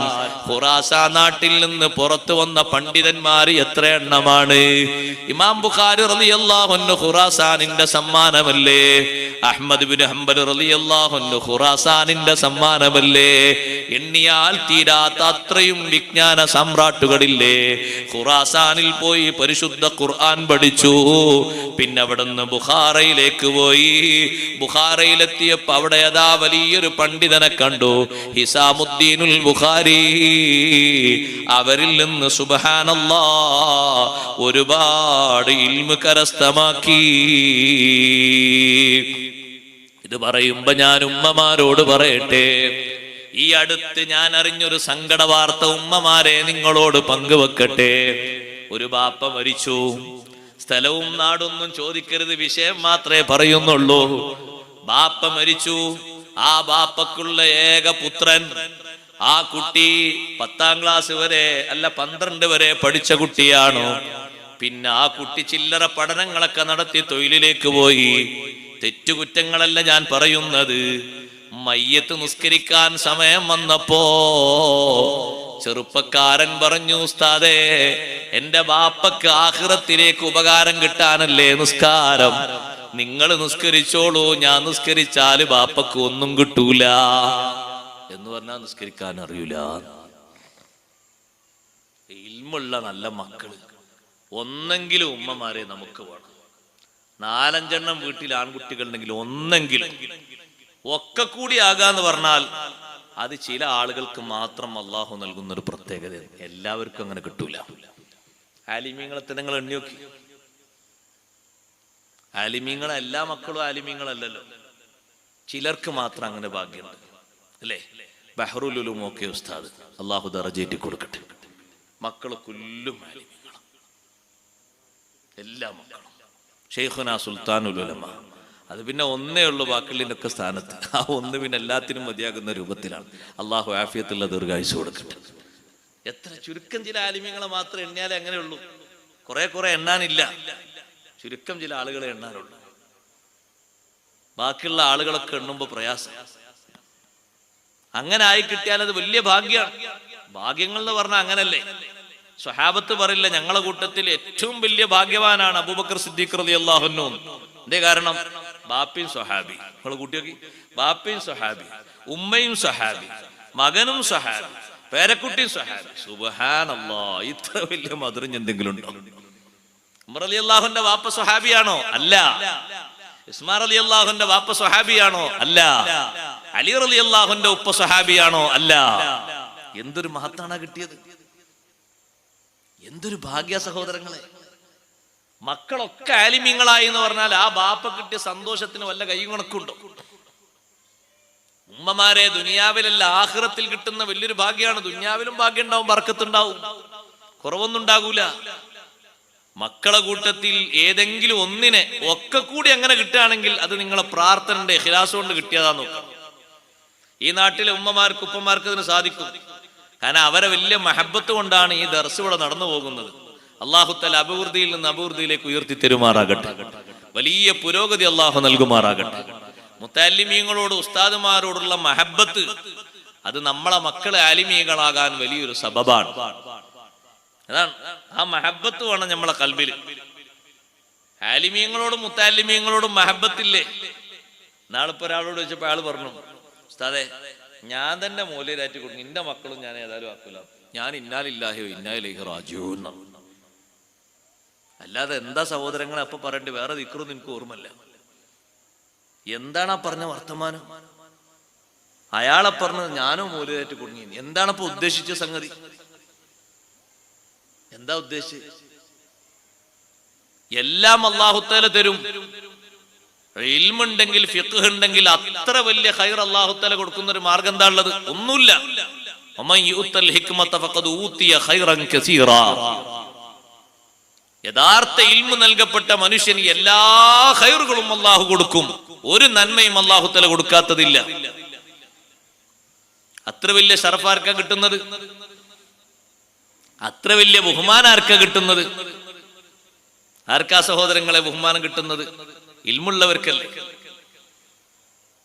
ഞങ്ങൾ സിയാറത്തിന് പോയപ്പോ അന്ന് ഞങ്ങളെ കൂട്ടത്തിൽ സിയാറത്തിന് ചെറിയ പി ഉസ്താദും ഉണ്ട്, താജുശ്ശേരി ആലിക്കുഞ്ഞു ഉസ്താദും ഉണ്ട്. രണ്ടുപേരൊന്നുമില്ല. അള്ളാഹു രണ്ടുപേർക്കും ദർജയേറ്റി കൊടുക്കട്ടെ. നമ്മളെ മരണപ്പെട്ടു പോയ ഉലമാക്കൾക്ക് സാദാത്തുക്കൾക്കൊക്കെ അള്ളാഹു ദർജയേറ്റി കൊടുക്കട്ടെ. ജോർദാനിലെത്തിയപ്പോ അവിടെ ഉണ്ട് വലിയ ഒരു പള്ളി, പുതുക്കിയ പള്ളിയാണ്, വലിയ കാണാൻ നല്ല സൗന്ദര്യമുള്ള പള്ളി. ജോർദാനിലെ ആ പള്ളിന്റെ തൊട്ട് അപ്പുറത്താണ് മുഅത്തത്ത് രണാങ്കണം, ശുഹദാക്കൾ കിടക്കുന്നത്. ജാഫർ റളിയല്ലാഹു അൻഹുവിന്റെ മഖ്ബറയും അതുപോലെ തന്നെ അബൂബൈദ റളിയല്ലാഹുവിന്റെ ഖബറൊക്കെ മഖ്ബറൊക്കെ അവിടെ തന്നെ ഉള്ളത്, തൊട്ടടുത്തായിട്ട് തന്നെ. അപ്പൊ ഈ പള്ളി ഇപ്പൊ അടുത്ത് ഉദ്ഘാടനം കഴിഞ്ഞിട്ടുള്ളൂ എന്ന് ഞങ്ങളോട് അവിടെ ഉള്ള ഒരാൾ പറഞ്ഞു. പള്ളിന്റെ ഉള്ളിൽ ദർസൊക്കെ ഉണ്ട്. നമ്മളെ നാട്ടിലെ കുട്ടികളല്ല, മലേഷ്യയിലെ കുട്ടികളാണ്. ദർസുണ്ട് എന്ന് പറഞ്ഞപ്പോ താജുശ്ശേരി അലിക്കുഞ്ഞു ഉസ്താദിനും ചെറിയ ഉസ്താദിനും വലിയ സന്തോഷമായി. കാരണം അവരുടെ ജീവിതത്തിൽ ഏറ്റവും വലിയ സന്തോഷം എന്താണ്? ദർസാണ്. അതാണ് അവരുടെ ജീവിതത്തിൽ ഏറ്റവും വലിയ സന്തോഷം. അവരുടെ ജീവിതത്തിലെ നിധിയും ഖനിയും ഒക്കെ അതാണ്. അള്ളാഹുവിന്റെ ദീന് പഠിപ്പിച്ചു കൊടുത്തു, പകർന്നു കൊടുത്തു. അതങ്ങനെ ചെയിനായിട്ട് അങ്ങനെ തുടരും. ഇലാ യബ്ഖാ മുഅ്മിനുൻ വാഹിദ്, ഒരു മുഅ്മിൻ ബാക്കിയാണ് വരെ അത് അങ്ങനെ തുടരും. അതിന് യാതൊരു ശോഷണം ഉണ്ടല്ലോ, അതങ്ങനെ നിൽക്കും, അങ്ങനെ തുടർന്നുകൊണ്ടിരിക്കും. ഇൽമു പഠിപ്പിക്കുന്ന ആളുകൾ ഇൽമു പഠിക്കുന്ന വിഷയം അത് ലോകാവസാനം വരെ നിൽക്കുന്ന ഹത്താ യതി അംറുല്ലാഹ്, ഖിയാമത്ത് നാൾ വരെ ബാക്കി നിൽക്കും. അപ്പൊ അവിടെ വലിയൊരു ബോർഡ് കാണുന്നുണ്ട് ആ പള്ളിന്റെ ഉദ്ഘാടനത്തിന്റെ. ആ ബോർഡില് ഉദ്ഘാടനത്തിലേക്ക് ക്ഷണിച്ച ലോകരാഷ്ട്ര നേതാക്കളെ പേരുകളൊക്കെ അങ്ങനെ നോക്കുമ്പോ ഇന്ത്യയിൽ നിന്ന് ഒരാളെ പേര് മാത്രമേ ഉള്ളൂ. ബഹുമാനപ്പെട്ട സുൽത്താനുൽ ഉലമ ഉസ്താദ് അവർകൾ അല്ലാഹു ദർജയേറ്റി കൊടുക്കട്ടെ. ആഫിയത്തുള്ള ദീർഘായുസ് അല്ലാഹു കൊടുക്കട്ടെ. ഉസ്താദിന്റെ പേര് മാത്രം മിനൽ ഹിന്ദ് ബോർഡ് എഴുതിയിട്ട്. അപ്പൊ നമ്മുടെ ഉസ്താദുമാര് പറഞ്ഞു, ഈ ജോർദാനിൽ കിടക്കുന്ന ഈ വലിയ പള്ളിയുടെ ഉദ്ഘാടനത്തിന് ഇന്ത്യയിൽ നിന്ന് ആരെ ക്ഷണിച്ചത്? നമ്മളൊന്ന് ആലോചിക്കണം. എത്ര നേതാക്കളുണ്ട് ഇന്ത്യയിൽ? പബ്ലിസിറ്റി മൂലം അറിയപ്പെട്ട നേതാക്കൾ എമ്പാടുണ്ട്. ഇനി രാഷ്ട്രീയ തലത്തിൽ അറിയപ്പെട്ടത് അത് ഇഷ്ടം പോലെ വേറുണ്ട്. പക്ഷെ എന്തേ ക്ഷണിക്കപ്പെടാനുള്ള കാരണം? ദീനിന് നൽകിയ, ഇൽമിന് നൽകിയ സേവനം അതൊന്നു മാത്രമാണ്. അതാണ് അവർ മുൻഗണന വെച്ചത്. ഉദ്ഘാടനം കഴിഞ്ഞ ശേഷമാണ് ഞങ്ങൾ അവിടെ എത്തുന്നത്. അതുകൊണ്ട് ഉമ്മമാരെ, കുട്ടികൾ ഇൽമു പഠിക്കുന്ന ഒരു കുട്ടി, ഒരു ആലിം നമ്മുടെ കുടുംബത്തിൽ ഉണ്ടാവുക നമുക്ക് വലിയൊരു സ്വത്താണ്, എന്നേക്കുമുള്ള വലിയൊരു നിധിയാണ്. ആ വീട്ടിൽ സംസ്കരണ പ്രവർത്തനങ്ങൾക്ക് എപ്പോഴും താങ്ങും തണലുമായി ഈമാന് നിലനിൽക്കുന്നതിനും അച്ചടക്കം നിലനിൽക്കുന്നതിനും ഒരാളുണ്ടായാൽ തന്നെ വലിയ ഭാഗ്യമാണ്, വലിയ കാര്യമാണ്. നാഫിയായ ഇൽമുള്ള ഒരു ആലിമാണെങ്കിൽ വലിയൊരു സമ്പത്താണത്. അല്ലാഹു തആല തൗഫീഖ് നൽകട്ടെ. ഒരൊറ്റ കുട്ടിയായിട്ട് പോലും കുട്ടിയെ ഇൽമു പഠിപ്പിച്ച് പഠിപ്പിച്ച് പഠിപ്പിച്ച് വളർത്തിയെടുക്കണം എന്ന് ചിന്തിച്ച മഹദിയാണ് ഉമ്മുൽ ഖൈർ ഫാത്തിമ റളിയല്ലാഹു അൻഹാ, ഷാഫി ഇമാം തങ്ങളുടെ മാതാവ്. ഉപ്പ ചെറുപ്പത്തിൽ തന്നെ വഫാത്തായി പോയി. ഷാഫി ഇമാം റളിയല്ലാഹു അൻഹു ജനിച്ചത് ഗസയിലാണ്. നമ്മൾ ഇന്ന് കേൾക്കുന്ന ഗസയിലാ ജനിച്ചത്. ഉമ്മയുടെ നാടാണ് മക്ക. മക്കയിലേക്ക് താമസം മാറി പിന്നീട് ഉപ്പയുടെ വഫാത്തിന് ശേഷം. കുട്ടിക്കാലത്ത് തന്നെ ഉപ്പ വഫാത്തായി പോയി. ഉമ്മയാണ് വളർത്തിയത്. ആ ഉമ്മയാണ് ഇത്രയും വലിയ ഇൽമിന്റെ ഉയർച്ചയിലേക്ക് ആ കുട്ടിയെ കൈപിടിച്ചുയർത്തിയത്. എന്തൊരു വലിയ സന്തോഷവതിയാണ് ആ ഉമ്മ. എത്ര വലിയ സ്ഥാനവും ബഹുമാനവുമാണ് അല്ലാഹു തആല ഉമ്മാക്ക് നൽകിയത്. നമ്മളെപ്പോഴും കാണേണ്ട ഒരു കാഴ്ചയാണ്. നിങ്ങൾ കണ്ടില്ലേ ആ സയ്യിദ് അവറുകളുടെ, ഖാജാ തങ്ങളുടെ ഉപ്പയുടെ നിയ്യത്ത് പോലെ മകനും അതാ ഖാജാ തങ്ങൾ ഇൽമു പഠിക്കാൻ വേണ്ടി പോയി. വിവിധ നാടുകളിലേക്ക് പോയി. ബഗ്ദാദിൽ തന്നെ ഒരു നഗരമാണ് മദീനത്തു ഹാറൂൻ. ഹാറൂൻ നഗരം, ഹാറൂൻ സിറ്റി. ഹാറൂൻ സിറ്റി ഇന്നും ബഗ്ദാദിൽ അറിയപ്പെടുന്ന ഒരു നഗരമാണ്. അവിടെ ഏതാ ബഹുമാനപ്പെട്ട ശൈഖ് ഉസ്മാനുൽ ഹാറൂനി റളിയല്ലാഹു അൻഹു ഉണ്ട്. പല ഭാഗങ്ങളിൽ നിന്നും കിതാബ് ഓതി പഠിച്ചു. ഔലിയാക്കൾ മുഴുവനും അങ്ങനെയാണ്. കിതാബ് ഓതി പഠിക്കുന്നതിൽ, ഇൽമു പഠിക്കുന്നതിൽ വലിയ പരിഗണന നൽകിയ മഹാന്മാരാണ്.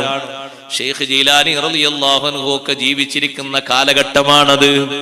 ശൈഖ് ജീലാനി റളിയല്ലാഹു അൻഹു പറഞ്ഞില്ലേ, ദറസ്തുൽ ഇൽമ ഹത്താ സുർതു ഖുതുബാ വനിൽതു സഅദ മിൻ മൗലൽ മവാലി. ധാരാളം ഇൽമു പഠിച്ച് പഠിച്ച് പഠിച്ച് അങ്ങനെ ഞാൻ ഖുതുബായി തീർന്നു. അല്ലാഹു തആല ഒരു സന്ദർഭത്തിൽ എന്നെ ഖുതുബാക്കി അങ്ങ് പ്രഖ്യാപിച്ച് ജനങ്ങളിലേക്ക് അങ്ങ് ഇറക്കിയതല്ല. ഒരുപാട് ഇൽമു പഠിച്ച് ഞാൻ ഔന്നത്യത്തിലേക്ക് ഉയർന്നു. ആ പഠിക്കുന്ന ഇൽമു അപ്പോൾ തന്നെ ജീവിതത്തിൽ പ്രാവർത്തികമാക്കി. പഠിക്കുന്നത് എന്താണോ അത് കുറഞ്ഞ കാലം കഴിയാൻ കാത്തു നിന്നില്ല. ഇന്ന് പഠിക്കുന്നത് ഇന്ന് തന്നെ, നാളെ പഠിക്കുന്നത് നാളെ തന്നെ, അങ്ങനെ അങ്ങ് പ്രാവർത്തികമാക്കി മുന്നോട്ട് നീങ്ങിയപ്പോ റബ്ബ് സുബ്ഹാനഹു വ തആല കുതുബിന്റെ വലിയ സ്ഥാനം നൽകി. ഒരുപാട് കൊല്ലം ഇൽമു പഠിച്ച ശേഷം ഉസ്മാനുൽ ഹാറൂനി റളിയല്ലാഹു അൻഹു കണ്ടു. മഹാനവറുകളെ സവിധത്തിൽ ഇൽമു പഠിച്ചുകൊണ്ടും ശിഷ്യത്വം സ്വീകരിച്ചുകൊണ്ടും അവിടെ ഒരുമിച്ചുകൂടി. സുബ്ഹാനല്ലാഹ്, അപ്പോഴാണ് വലിയ വലിയ പണ്ഡിതന്മാര് ഉസ്മാനുൽ ഹാറൂനി റളിയല്ലാഹു അൻഹുവിന്റെ അടുത്ത് വരുന്നത്, ഖാജാ തങ്ങൾ കാണുന്നത്. ആ പണ്ഡിതന്മാരിൽ നിന്നൊക്കെ ഇൽമു സ്വീകരിക്കാൻ ഉസ്മാനുൽ ഹാറൂനി തങ്ങൾ ഖാജാ തങ്ങളോട് പറഞ്ഞു. 20 വർഷക്കാലം അവിടെ ജീവിക്കുമ്പോ തികഞ്ഞ സുഹൃദിലാണ് ജീവിച്ചത്. ആ കാലഘട്ടത്തിൽ ജീവിതത്തിന്റെ രസങ്ങൾ, സുഖങ്ങൾ എല്ലാം മാറ്റിവെച്ചു പോയി. എല്ലാ സുഖങ്ങളും മാറ്റിവെച്ചിട്ട് മഹാനവറുകൾ ഇബാദത്തിന്റെ മധുരമാണ് അവിടെ വെച്ച് നേടിയെടുക്കുന്നത്. സുബ്ഹാനല്ലാഹ്, അങ്ങനെ ഖാജാ തങ്ങളുടെ ജീവിതം പിന്നെ മുന്നോട്ട് പോകുന്ന 70 വർഷക്കാലം രാത്രി സമയത്ത് നിസ്കാരവും പകല് സമയത്ത് നോമ്പുമാണ്. ഖാജാ തങ്ങളുടെ ശിഷ്യന്മാരിൽ വലിയൊരു ശിഷ്യനാണല്ലോ ഖുതുബുദ്ദീൻ ബഖ്തിയാർ കാക്കി ദഹ്ലവി. ഡൽഹിയിൽ വിശ്രമിക്കുന്ന വലിയ മഹാൻ ഖുതുബുദ്ദീൻ ബഖ്തിയാർ തങ്ങൾ അവര് പറയുന്നു, അതേ 70 വർഷക്കാലം ഉസ്മാനുൽ ഹാറൂനി തങ്ങളിൽ നിന്ന് വിട്ട ശേഷം 70 വർഷക്കാലം ഖാജാ തങ്ങൾ ജീവിക്കുമ്പോ ഏതെങ്കിലും ഒരു സമയത്ത് മാത്രമേ ഖളാഉൽ ഹാജത്തിന് വേണ്ടി, ആവശ്യ നിർവഹണത്തിന് വേണ്ടി മഹാനവർകൾ പോകാറുള്ളൂ. മിക്ക സമയത്തും ഉളൂഇലാണ്. ഖാന യുസല്ലി സുബ്ഹ ബിവുളൂഇൽ ഇശാ. അധികവും ഇശാ നിസ്കരിച്ച വുളൂ കൊണ്ട് തന്നെ സുബ്ഹി നിസ്കരിക്കുന്നു. ഒരു ചെറിയ ഉണക്ക റൊട്ടിയുടെ കഷ്ണം ഉപയോഗിച്ച് നോമ്പ് തുറക്കുന്നു. എല്ലാ ദിവസവും 2 ഖത്മ് ഖുർആൻ ഓതുന്നു. എത്ര വലിയ അമലാ സഹോദരങ്ങളെ, ഔലിയാക്കള അമല്. അള്ളാഹുവിലേക്ക് അവരെ ശരീരത്തിന്റെ സൗന്ദര്യം അമല് നോക്കിയാൽ തന്നെ മനസ്സിലാകും. അള്ളാഹുവിലേക്ക് അവർ അടുക്കുന്ന അമല് എത്രമാത്രമാണ് അവർക്കുള്ളത്. ഖുർആൻ ഖത്മ് തീർക്കുന്ന ഓരോ സമയത്തും ശൈഖ് ബഹുമാനപ്പെട്ട ഖാജാ തങ്ങൾക്ക് അദൃശ്യ ഭാഗത്ത് നിന്ന് വിളിയാളം വരാറുണ്ട്. ഓ ഖാജാ തങ്ങളെ, ഖബിൽനാ ഖത്മക യാ മുഈനദ്ദീൻ. നിങ്ങൾ ഓതിയ ഖത്മ് നമ്മൾ സ്വീകരിച്ചു പോയി എന്നൊരു വിളിയാളം ഖാജാ തങ്ങൾക്ക് ലഭിക്കാറുണ്ട്. അമലിന്റെ സ്വീകാര്യതയെ കുറിച്ച് വീണ്ടും വീണ്ടും അള്ളാഹുവിന്റെ ഭാഗത്ത് നിന്നുള്ള പ്രചോദനമാണ്. നല്ലോണം അമല് ചെയ്ത്, ഇൽമു കൊണ്ട് അമല് ചെയ്ത് മുന്നോട്ടങ്ങനെ നീങ്ങിയിട്ട് തസ്കിയത്തിന്റെ മാർഗങ്ങളൊക്കെ സ്വീകരിക്കുമ്പോ ഇടക്കിടക്ക് ഉസ്മാനുൽ ഹാറൂനി തങ്ങൾ ഖാജാ തങ്ങളോട് ഓരോ വലീഫ കൊടുത്തത് നിർവഹിക്കാൻ വേണ്ടി പറയും. ചിലപ്പോ നിസ്കരിക്കാൻ പറയും, 2 റക്അത്ത് നിസ്കരിക്കണം. 1-ാമത്തെ റക്അത്തിൽ 1000 തവണ ഖുൽ ഹുവല്ലാഹു അഹദ് ഓതണം. 2-ാമത്തെ റക്അത്തിൽ 2000 തവണ ഖുൽ ഹുവല്ലാഹു അഹദ് ഓതണം. അങ്ങനെ പറയും പോലെ നിസ്കരിക്കുന്നു. പിന്നെ ചില ഘട്ടങ്ങളിലൊക്കെ സ്വലാത്ത് കൊണ്ട് നിർദ്ദേശിക്കുന്നു. ചില സന്ദർഭങ്ങൾ വരുമ്പോ 101 സ്വലാത്ത് ചൊല്ലണം, 1001 സ്വലാത്ത് ചൊല്ലണം. അങ്ങനെ കുറെ അമലുകൾ നിർദ്ദേശിച്ചുകൊണ്ട് അവസാനം ബഹുമാനപ്പെട്ട ഖാജാ തങ്ങൾ പരിശുദ്ധമായ ഹജ്ജിന് ഉംറക്ക് വേണ്ടി പുറപ്പെട്ട് അതേ ഹജ്ജും ഉംറയും കഴിഞ്ഞ് മദീന മുനവ്വറയില് റിയാദിലായി കഴിയുമ്പോ, അവിടെ ഇബാദത്തിലായി കഴിഞ്ഞുകൂടുമ്പോ പലപ്പോഴും ഖാജാ തങ്ങള് ഖുർആൻ ഖത്മ് തീർത്തും 1000 തവണ ഇഖ്ലാസ് സൂറത്ത് ഓതിയും അതാ ഇടക്കിടക്ക് റൗളയിൽ പ്രവേശിച്ചുകൊണ്ട് നിസ്കാരങ്ങൾ തുടരെ നിർവഹിച്ചും അങ്ങനെ ദീർഘമായ കാലം അവിടെ കഴിച്ചു കൂട്ടുമ്പോ അഷ്റഫുൽ ഖൽഖ് സയ്യിദുനാ റസൂലുള്ളാഹി സ്വല്ലല്ലാഹു അലൈഹി വസല്ലമ തങ്ങൾ മഹാനവർകളെ വിളിച്ചുകൊണ്ട് പറയുന്നു, ഖാജാ തങ്ങളെ വിളിച്ചുകൊണ്ട് പറയുന്നു, സിയാറത്തിന്റെ ഇടക്ക് മനാമിലായി പറഞ്ഞു എന്നും യഖ്ളത്തിലായി പറഞ്ഞു എന്നും 2ഉം റിപ്പോർട്ട് കാണാം. നിങ്ങൾ പോകണം, ഈ നാട് വിട്ട് നിങ്ങൾ പോകണം, ഹിന്ദുസ്ഥാനിലേക്ക് പോകണം, ഇന്ത്യയിലേക്ക് പോകണം. ജനങ്ങളെ തൗഹീദിലേക്ക് ക്ഷണിക്കാൻ വേണ്ടി, നേർമാർഗത്തിലേക്ക് പോകാൻ വേണ്ടി ഇന്ത്യയുടെ ചിത്രം പോലും നബി സല്ലല്ലാഹു അലൈഹി വസല്ലമ തങ്ങൾ ഖാജാ തങ്ങൾക്ക് കാണിച്ചു കൊടുത്തു എന്ന് കാണാം. ഇന്ത്യയിലേക്ക് വരാൻ വേണ്ടി വിവിധ ഭാഗങ്ങളിൽ നിന്നുള്ള ഒരുപാട് ശിഷ്യന്മാർ ഖാജാ തങ്ങളെ കൂടെയുണ്ട്. മഹാനവറുകൾ പുറപ്പെടാൻ തീരുമാനം ഉറച്ചപ്പോ ഉസ്മാനുൽ ഹാറൂനി തങ്ങൾ എല്ലാവിധ പൊരുത്തവും സമ്മതവും നൽകി. ആ കാലഘട്ടത്തിൽ ഷെയ്ഖ് ജീലാനി റളിയല്ലാഹു അൻഹു ജീവിച്ചിരിക്കുന്ന കാലമാണ്. ഹിജ്റ 632 ബഹുമാനപ്പെട്ട ഖാജാ തങ്ങൾ വഫാത്താകുന്നത്. 500-5-ാം നൂറ്റാണ്ടിലാണ് ഖാജാ തങ്ങളുടെ ജീവിതം. ബഹുമാനപ്പെട്ട ഷെയ്ഖ് ജീലാനി റളിയല്ലാഹു അൻഹുവിനോടൊപ്പം സഹവസിച്ച് 5 മാസവും ചില്ലറ ദിവസവും ഖാജാ തങ്ങൾ കൂടിയിട്ടുണ്ട്. അവിടുത്തെ നിർദ്ദേശങ്ങളും സ്വീകരിച്ചിട്ടുണ്ട്. ഇന്ത്യയിലേക്ക് പുറപ്പെടാൻ വേണ്ടി ഒരുങ്ങുമ്പോ മഹാനവറുകൾ പറഞ്ഞു, 40 ആളുകൾ എന്റെ കൂടെ വരണം. എല്ലാം സമർപ്പിക്കാൻ കഴിയുന്ന 40 ആളുകൾ അത്ര വന്നാൽ മതി. 40, 60, 70, 80 എന്നുള്ള ഇഷ്ടം പോലെ ആളുകൾ കൂടെയുണ്ട്. 40 ആള് മാത്രം വന്നാൽ മതി. ആ 40 ആളുകളെയും കൂട്ടിയിട്ട് ഇന്ത്യയിലേക്ക് വരാൻ തീരുമാനിച്ചു.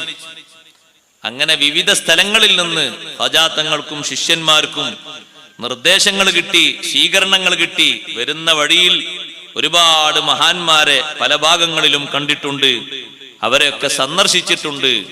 ഹയാത്തിലുള്ളവരെയും വഫാത്തായവരെയും സന്ദർശിച്ചിട്ടുണ്ട്. മഹാനവറുകൾ ശിഷ്യന്മാരെ കൂട്ടി നേരെ എത്തുന്നത് ഡൽഹിയിലാണ്. ഡൽഹിയിൽ വന്ന് അവിടെ താമസമാക്കി കുറച്ചു കാലം അവിടെ താമസിച്ചു. അവരുടെ ജീവിതത്തിന്റെ വിശുദ്ധിയും അവരുടെ ജീവിതത്തിന്റെ പ്രത്യേകതകളും മനസ്സിലാക്കി പല ഭാഗങ്ങളിലും ജനവിഭാഗങ്ങൾ ഖാജാ തങ്ങളിലേക്ക് അടുത്തുകൂടി. സംസാരിക്കുന്നു, കാര്യങ്ങൾ ചോദിച്ചു പഠിക്കുന്നു, ഹിദായത്തിന്റെ മാർഗം അവർ സ്വീകരിക്കുന്നു. ഖാജാ തങ്ങൾ ഓതിക്കൊടുക്കുന്നതിൽ ആശങ്കയില്ലാതെ, ആർക്കും സംശയങ്ങളില്ലാത്ത വിധം എല്ലാവരും സ്വീകരിക്കുന്നു, മാർഗങ്ങൾ സ്വീകരിക്കുന്നു. ഖാജാ തങ്ങളിൽ നിന്ന് ഷഹാദത്ത് സാന്നിധ്യത്തിൽ വെച്ച് ഷഹാദത്ത് കലിമ ചൊല്ലിയിട്ട് ആയിരക്കണക്കിന് ആളുകൾ വിവിധ പ്രദേശങ്ങളിൽ, ഗ്രാമങ്ങളിലും കുഗ്രാമങ്ങളിലൊക്കെ പരന്നു. പിന്നെ അവിടെ നിന്ന് അജ്മീറിലേക്ക് പോകാനുള്ള തീരുമാനം മഹാനവറുകൾ തീരുമാനമെടുത്തു. അപ്പോൾ അജ്മീർ ഭരിക്കുന്ന ഭരണാധികാരിയോട് അവിടെയുള്ള ജ്യോത്സ്യന്മാര് പറഞ്ഞു, നിങ്ങളെ ഈ നാട് ലക്ഷ്യം വെച്ചുകൊണ്ട് ഒരു പ്രബോധകൻ വരുന്നുണ്ട്, നിങ്ങളെ ഭരണം പോകാൻ അത് സാധ്യതയുണ്ട്, നിങ്ങളുടെ അധികാരവും ഭരണവും ഒക്കെ നീങ്ങിപ്പോയേക്കാം. രൂപഭാവങ്ങളൊക്കെ അവര് പറഞ്ഞു കൊടുത്തു. ഇങ്ങനെയാണ് രൂപം, ഇങ്ങനെ ആളുകളാണ് കൂട്ടത്തിലുള്ള ആളുകൾ, കണ്ടാൽ തന്നെ ഒരു ഫക്കീറായിട്ടേ ആളെ തോന്നുകയുള്ളൂ. പക്ഷേ ആ ഫക്കീർ വന്ന് ഈ നാട്ടിൽ ഏതെങ്കിലും ഭാഗങ്ങളിൽ താമസമാക്കിയാൽ നിങ്ങൾക്ക് നഷ്ടമാകും. ഒരാളുടെയും ഭരണം കീഴടക്കാനല്ല ഖാജാ തങ്ങൾ വരുന്നത്. കാരണം ഖാജാ തങ്ങൾ വരുമ്പോ ഡൽഹിയിലും ഇല്ലേ ഭരണം, എന്നിട്ട് അവിടുന്ന് ഭരണകർത്താവിനോട് ഭരണം തരീന്ന് പറഞ്ഞോ? ഇല്ല. നബി സല്ലല്ലാഹു അലൈഹി വസല്ലം നിങ്ങൾ ഏൽപ്പിച്ച നിർദ്ദേശങ്ങൾ ദീന് മറ്റുള്ളവരിലേക്ക് പകർന്നു കൊടുക്കാൻ. സഹോദരങ്ങളെ, നമ്മുടെ ഇന്ത്യ രാജ്യത്ത് സ്വഹാബിമാര് വന്നില്ലേ? സ്വഹാബിമാരുടെ പാദസ്പർശം കൊണ്ട് അനുഗ്രഹീതമായ മണ്ണല്ലേ ഈ പരിസരം? ഏതെങ്കിലും ആളുകൾ ഇവിടെ ഭരണത്തിന് വേണ്ടി മത്സരങ്ങൾ നടത്തിയോ? ഇല്ല. അവരുടെ ലക്ഷ്യം അതല്ല. അതിനുവേണ്ടി അടിപിടി കൂടിയോ? ഇല്ല. ഭരിക്കുന്ന ആളുകളെ എതിർത്തിട്ട് മുദ്രാവാക്യം വിളിച്ചോ? ഇല്ല. അതൊന്നുമല്ല അവരുടെ ലക്ഷ്യം. അവർക്ക് പകർന്നു കിട്ടിയ വിശുദ്ധമായ ദീന് ജീവിതത്തിലൂടെ, സ്വഭാവത്തിലൂടെ, സ്നേഹത്തിലൂടെ, നിർദ്ദേശത്തിലൂടെ ആവശ്യമുള്ളവർക്ക് പകർന്നു കൊടുക്കുക. അതാണ് ലക്ഷ്യം. ആ ഒരു ലക്ഷ്യം മാത്രമാണ് ഖാജാ തങ്ങൾക്കുള്ളത്. വേറെ ലക്ഷ്യങ്ങളൊന്നുമില്ല.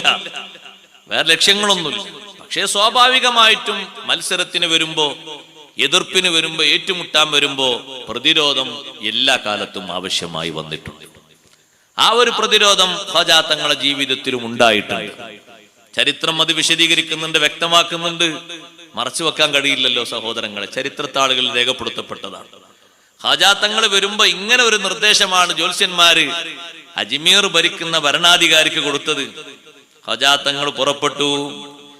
അജ്മീറിന്റെ ഒരു ഭാഗത്ത് വന്ന് താമസിക്കാൻ ലക്ഷ്യം വെച്ചുകൊണ്ട് കൂടെയുള്ള മുരീദന്മാരുമുണ്ട്. അജ്മീറിന്റെ ഒരു ഭാഗത്ത് വന്നപ്പോൾ സുബ്ഹാനല്ലാഹ്, പല ഭാഗങ്ങളിലും അന്നത്തെ ഭരണാധികാരി കാവൽക്കാരെ നിർത്തിയിട്ടുണ്ട്. രാത്രി ഒരു വിഭാഗത്തെയും പകല് ഒരു വിഭാഗത്തെയും ഒക്കെ നിർത്തിയിട്ടുണ്ട്. രാത്രിയാണ് ഖാജാ തങ്ങളും ശിഷ്യന്മാരും അജ്മീറിലെത്തുന്നത്. അവര് നേരെ വന്ന് വാഹനം ഇറങ്ങുന്നത് രാജാവിന്റെ ഒട്ടകങ്ങളൊക്കെ കിടക്കുന്ന, വിശ്രമിക്കുന്ന സ്ഥലമാണ്.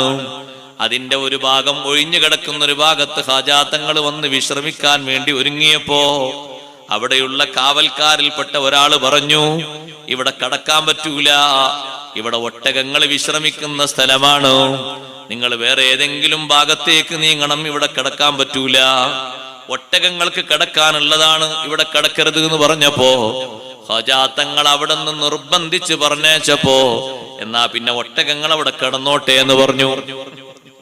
ഒട്ടകങ്ങൾ അവിടെ കിടന്നോട്ടെ, നമ്മളതിനെ ശല്യമൊന്നും ചെയ്യുന്നില്ല. എന്നിട്ട് നേരെ ഖാജാ തങ്ങളും ശിഷ്യന്മാരും അനാസാഗർ തടാകത്തിന്റെ ഭാഗത്തേക്ക് പോയി.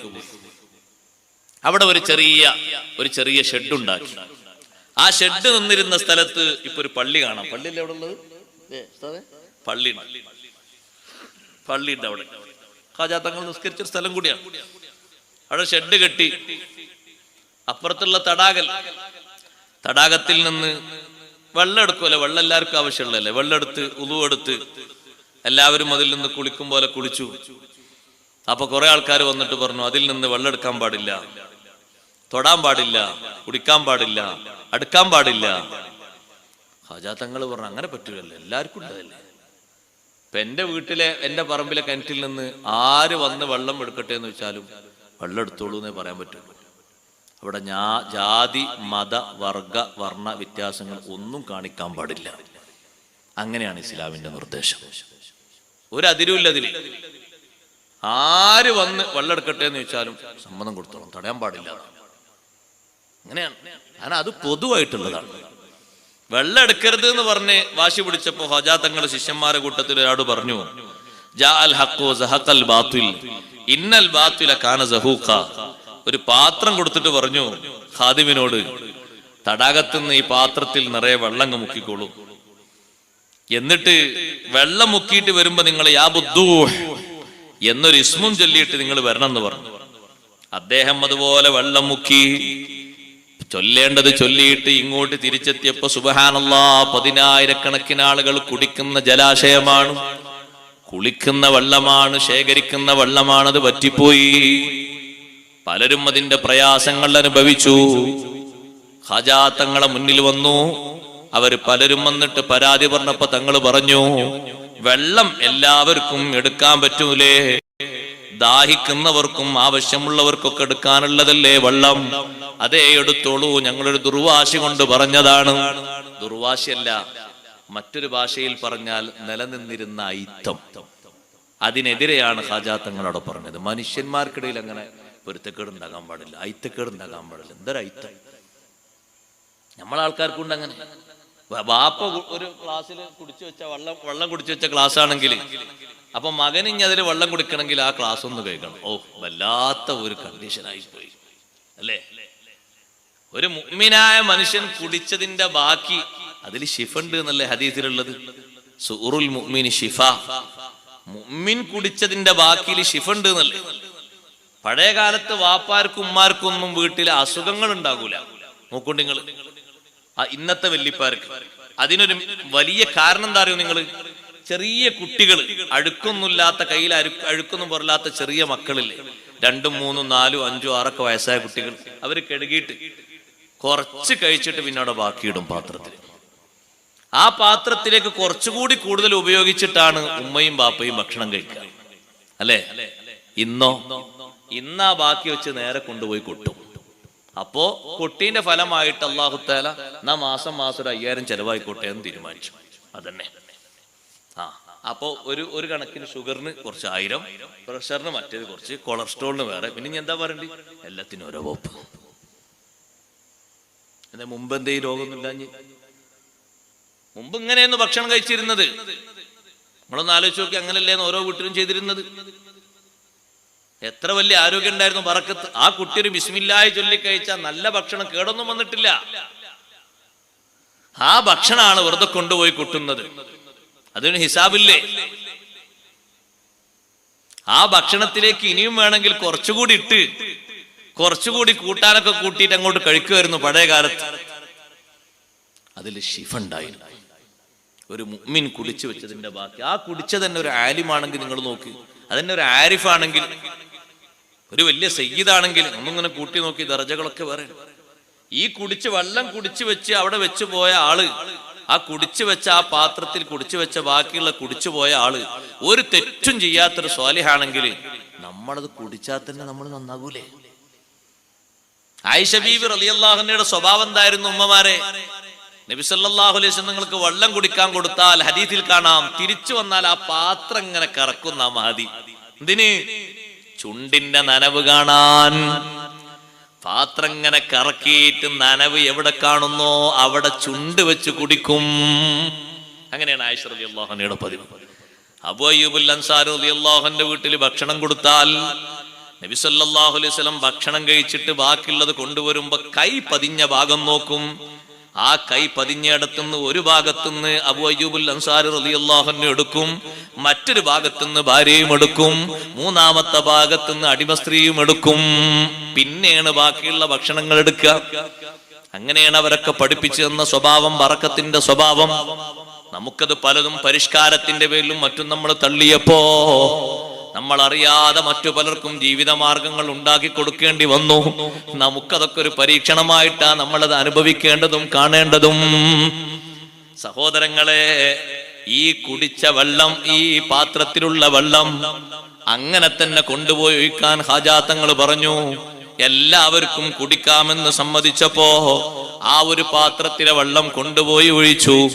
അതാ ആ അനാസാഗറിലെ വെള്ളം വറ്റിപ്പോയ ഭാഗത്തിങ്ങനെ പൊങ്ങി വന്നു, ഉയർന്നു വന്നു. ഇപ്പോഴും അതിൽ നിന്ന് വെള്ളം കുടിച്ചുകൊണ്ടിരിക്കുന്നു.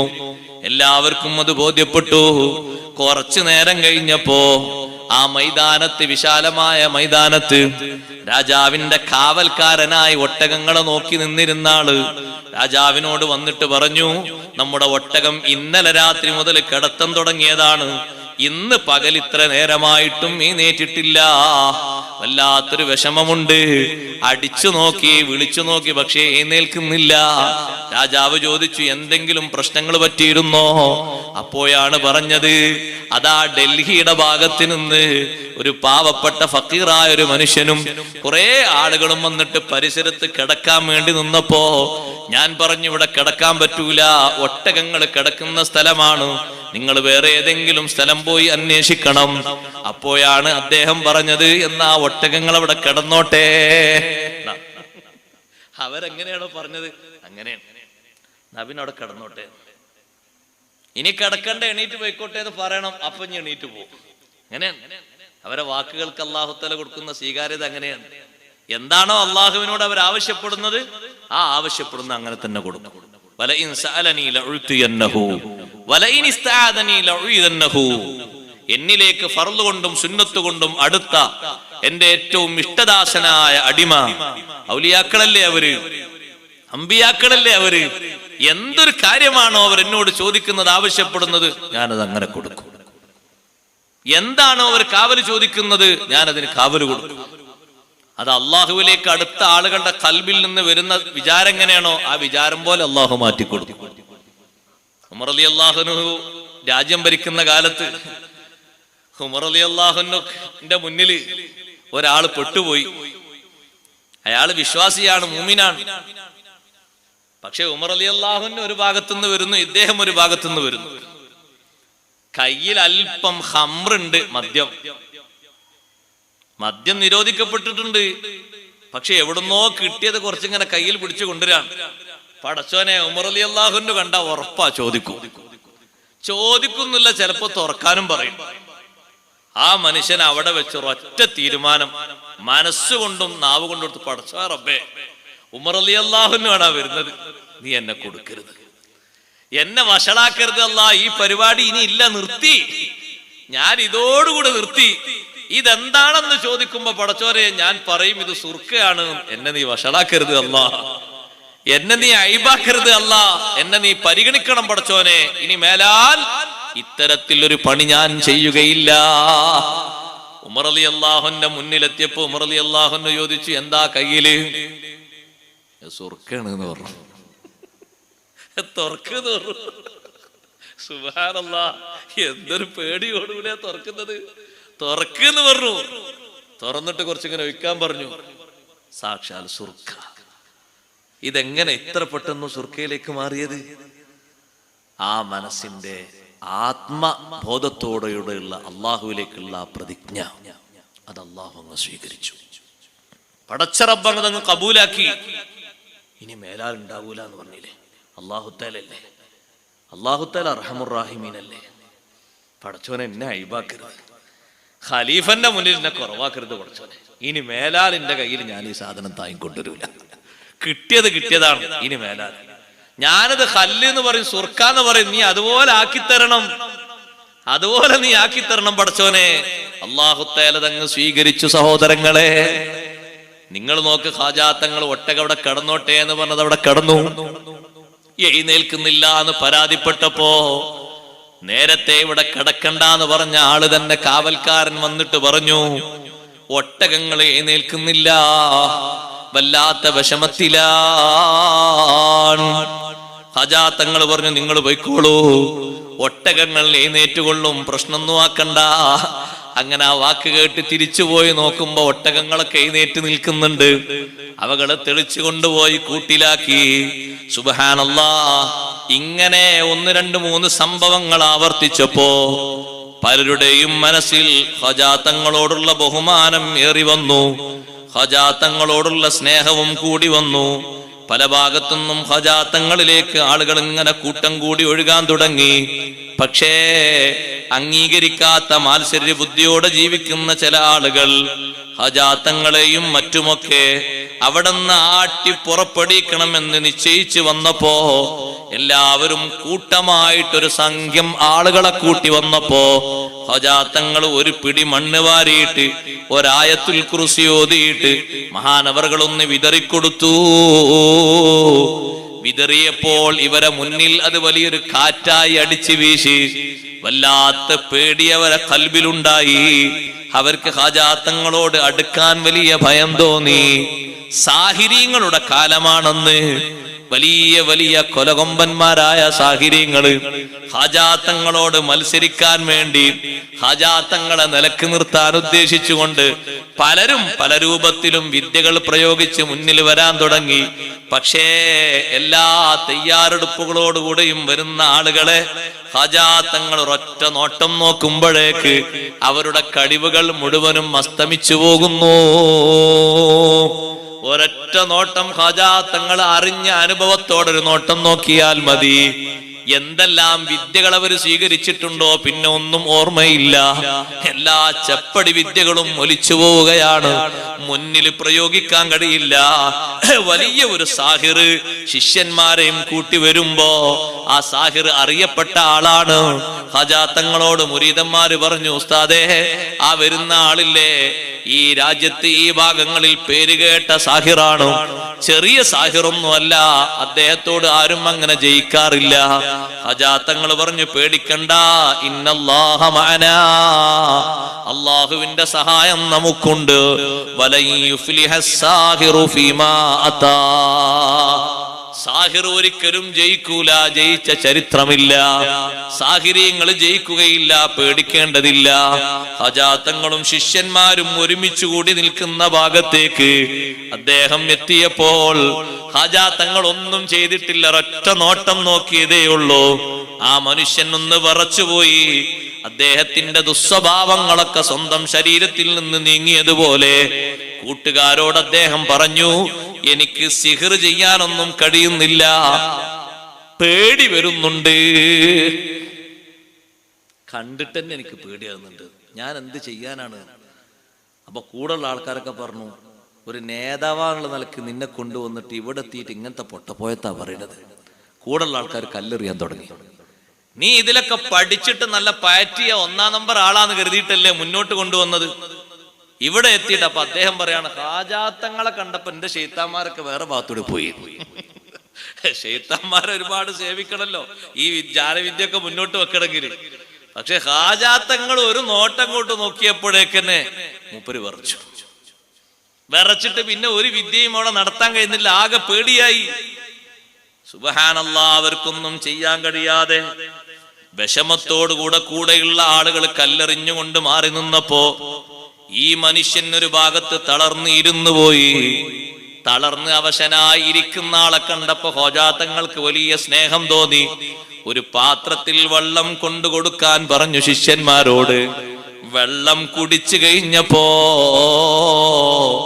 അദ്ദേഹം നേരെ ഖാജാ തങ്ങളെ മുന്നിൽ വന്നിട്ട് ഷഹാദത്ത് കലിമ ഉച്ചരിച്ചു പോയി. അങ്ങനല്ലേ സഹോദരന്മാരെ ചരിത്രം, ചരിത്രത്തിന്റെ ആവർത്തനം അങ്ങനല്ലേ. കലീമുല്ലാഹി മൂസ അലൈഹിസ്സലാം മാത്രം ഒരു ഭാഗത്ത്, ഫിർഔനിന്റെ സാഹിര്യങ്ങൾ, ആ സാഹിര്യങ്ങൾ എന്താ വെല്ലുവിളിച്ചിരുന്നത്? ആ സാഹിര്യങ്ങൾ എന്താ പറഞ്ഞിരുന്നത്?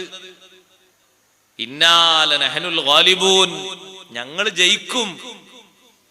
ഒരു കൂട്ടര് പറയുന്നത് ബിഇസ്സത്തി ഫിർഔന, ഫിർഔനിന്റെ ഇസ്സത്ത് കൊണ്ട് ഞങ്ങൾ ഇന്ന് ജയിക്കും, നോയിക്കോളൂ. മൂസാ നബി അലൈഹിസ്സലാം ഒരു ഭാഗത്ത്, ഹാറൂൻ നബി അലൈഹിസ്സലാമും ഇവർ എത്ര പഠിച്ച് പറ്റിയ ആൾക്കാരാണ്, നല്ല ബുദ്ധിരാക്ഷസന്മാരും. അവരെല്ലാവരും വന്നിട്ട് മൂസാ നബി അലൈഹിസ്സലാമിനോടും ഹാറൂൻ നബി അലൈഹിസ്സലാമിനോടും, അല്ല നിങ്ങളാ തുടങ്ങേണ്ടത് നമ്മളാ തുടങ്ങേണ്ടത്, നിങ്ങൾ തന്നെ തുടങ്ങിക്കോളൂ എന്ന് പറയും. അവര് തുടങ്ങി. പാമ്പുകളായിട്ട് ഇതിങ്ങനെ പറക്കുന്നു, ഇയഞ്ഞു നടക്കുന്നു എന്ന് ആളുകൾക്ക് തോന്നിയപ്പോ ആളുകളൊക്കെ ഗാലറിയിൽ നിന്ന് കൈകൊട്ടാൻ തുടങ്ങി. മൂസാ നബി അലൈഹിസ്സലാമിനോട് അള്ളാഹു നിർദ്ദേശം കൊടുത്തു, ലാ തഖഫ് ഇന്നക അൻതൽ അലാ, പേടിക്കരുത്, ഉള്ളിലൊരു ഭയം പോലും ഉണ്ടാകരുത്, നിങ്ങളാണ് മേലെ, നിങ്ങൾക്കല്ലേ ശരിയായ ഈമാനുള്ളത്, നിങ്ങളെ കയ്യിലുള്ളത് നിങ്ങളങ്ങിട്ടേക്കണം. എന്താ കയ്യിലുള്ളത്? വടിയാണോ? ഒരൊറ്റ വടിയാണ്. ആ വടിയങ്ങെറിഞ്ഞപ്പോ മറ്റു ഭാഗത്ത് നിന്ന് 4000-ത്തിലധികം പാമ്പുകളല്ലേ എഞ്ഞു വരുന്നത്. ഒരൊറ്റ വടിയങ്ങ് എറിഞ്ഞപ്പോ സുബ്ഹാനല്ലാഹ്, മൂസാ നബി അലൈഹിസ്സലാമിന്റെ വടി ശരിയായ പാമ്പായിട്ട് എഞ്ഞു നീങ്ങിയിട്ട് ഫഇദാ ഹിയ തൽഖഫു മാ യഅഫികൂൻ, അവര് പടച്ചുണ്ടാക്കിയത് മുഴുവനും ഈ ഒരൊറ്റ വടി വിഴുങ്ങിപ്പോയി. മൂസാ നബി അലൈഹിസ്സലാം വടിയായിട്ട് നേരെ അത് കയ്യിൽ അങ്ങ് പിടിച്ചു. ഫൗൽഖിയ സഹറതു സാജിദീന ഖാലൂ ആമന്നാ ബിറബ്ബിൽ ആലമീന റബ്ബി മൂസാ വ ഹാറൂൻ, സത്യം ഞങ്ങൾക്ക് ബോധ്യപ്പെട്ടു പോയി. അല്ലാഹുവിൽ വിശ്വാസമർപ്പിച്ച് ഷഹാദത്ത് കലിമ ചൊല്ലിയ ശേഷം അല്ലാഹുവിന് ശുക്റിലായി അവരൊക്കെ സുജൂദിലേക്ക് വീണുപോയി. പടച്ച റബ്ബിന് ശുക്ർ കൊണ്ട് സുജൂദ് ചെയ്തു പോയി, വിശ്വാസം പ്രഖ്യാപിച്ചു. കടുത്ത ശിക്ഷകൾ ഫിർഔൻ അവരോട് പറഞ്ഞപ്പോഴും ഫിർഔനോട് അവർ മറുപടി പറഞ്ഞത് എന്താണ്? വമാ തൻഖിമു മിന്നാ ഇല്ലാ അൻ ആമന്നാ ബിആയാതി റബ്ബിനാ ലമ്മാ ജാഅത്നാ, റബ്ബിന്റെ ദൃഷ്ടാന്തങ്ങൾ സുവ്യക്തമായി മുന്നിൽ വന്നപ്പോ ഞങ്ങൾ വിശ്വസിച്ചതല്ലേ, ഞങ്ങളെ മേൽ നീ പറയുന്ന വിമർശനം, ആരോപണം. അതുകൊണ്ട് ഫഖ്ലി മാ അൻത ഖാൽ, തോന്നുന്നത് നീ ചെയ്തോ. ഇന്നമാ തഖ്ലി ഹാദിഹിൽ ഹയാത്തദ് ദുനിയാ, ഫിർഔനെ നീ എന്ത് ചെയ്താലും, എന്ത് ശിക്ഷ വിധിച്ചാലും, എന്ത് അഗ്നിപർവ്വതം ഉണ്ടാക്കി ഞങ്ങളെ തള്ളിയിട്ടാലും നീ വിധിക്കുന്നത് ദുനിയാവിൽ മാത്രമല്ലേ, പരലോകത്ത് നിനക്കൊരധികാരവും ഇല്ലല്ലോ, ഒരന്തസ്സുമില്ലല്ലോ, ഒരാത്മാഭിമാനവും ഇല്ലല്ലോ. ഞങ്ങൾ അല്ലാഹുവിൽ വിശ്വസിച്ചു പോയി, പടച്ച റബ്ബിനോട് ഞങ്ങൾ മാപ്പ് ചോദിക്കുന്നു. നീ ഞങ്ങളെ ഒരുപാട് കുറ്റങ്ങൾക്ക് നിർബന്ധിച്ചിട്ടുണ്ട്, സിഹ്ർ ചെയ്യാൻ വേണ്ടി നിർബന്ധിച്ചിട്ടുണ്ട്. ഞങ്ങൾ ആഖിറത്തിലേക്കല്ലേ പോകുന്നത്. നീ എത്ര ചുട്ടുകരിച്ചാലും, എത്ര ക്രൂശിച്ചാലും, എത്ര കൈകാലുകൾ വ്യത്യസ്തമായി ഛേദിച്ചാലും ഞങ്ങൾ മടങ്ങില്ല. വലിയ സിഹ്റുകാരൻ വിശ്വസിച്ചു എന്ന് കേട്ടപ്പോ സുബ്ഹാനല്ലാഹ്, ഖാജാ തങ്ങളുടെ പ്രശസ്തി ഒന്നുകൂടി വർദ്ധിച്ചു. ആ സിഹ്റുകാരന്റെ കൂടെയുള്ള ആളുകൾക്കും രാജ്യം ഭരിക്കുന്ന ഭരണാധികാരിക്കും ഖാജാ തങ്ങളോടും മറ്റുമൊക്കെ അവർക്ക് അനുകൂലമായ അവസ്ഥ ഉണ്ടാകുന്നതിന് പകരം ചില ആളുകൾക്ക് വെറുപ്പുണ്ടായി. എന്തിന്? അവർക്കൊക്കെ തോന്നിപ്പോകുക അധികാരം ഭരണമൊക്കെ പോയി പോകുമോ.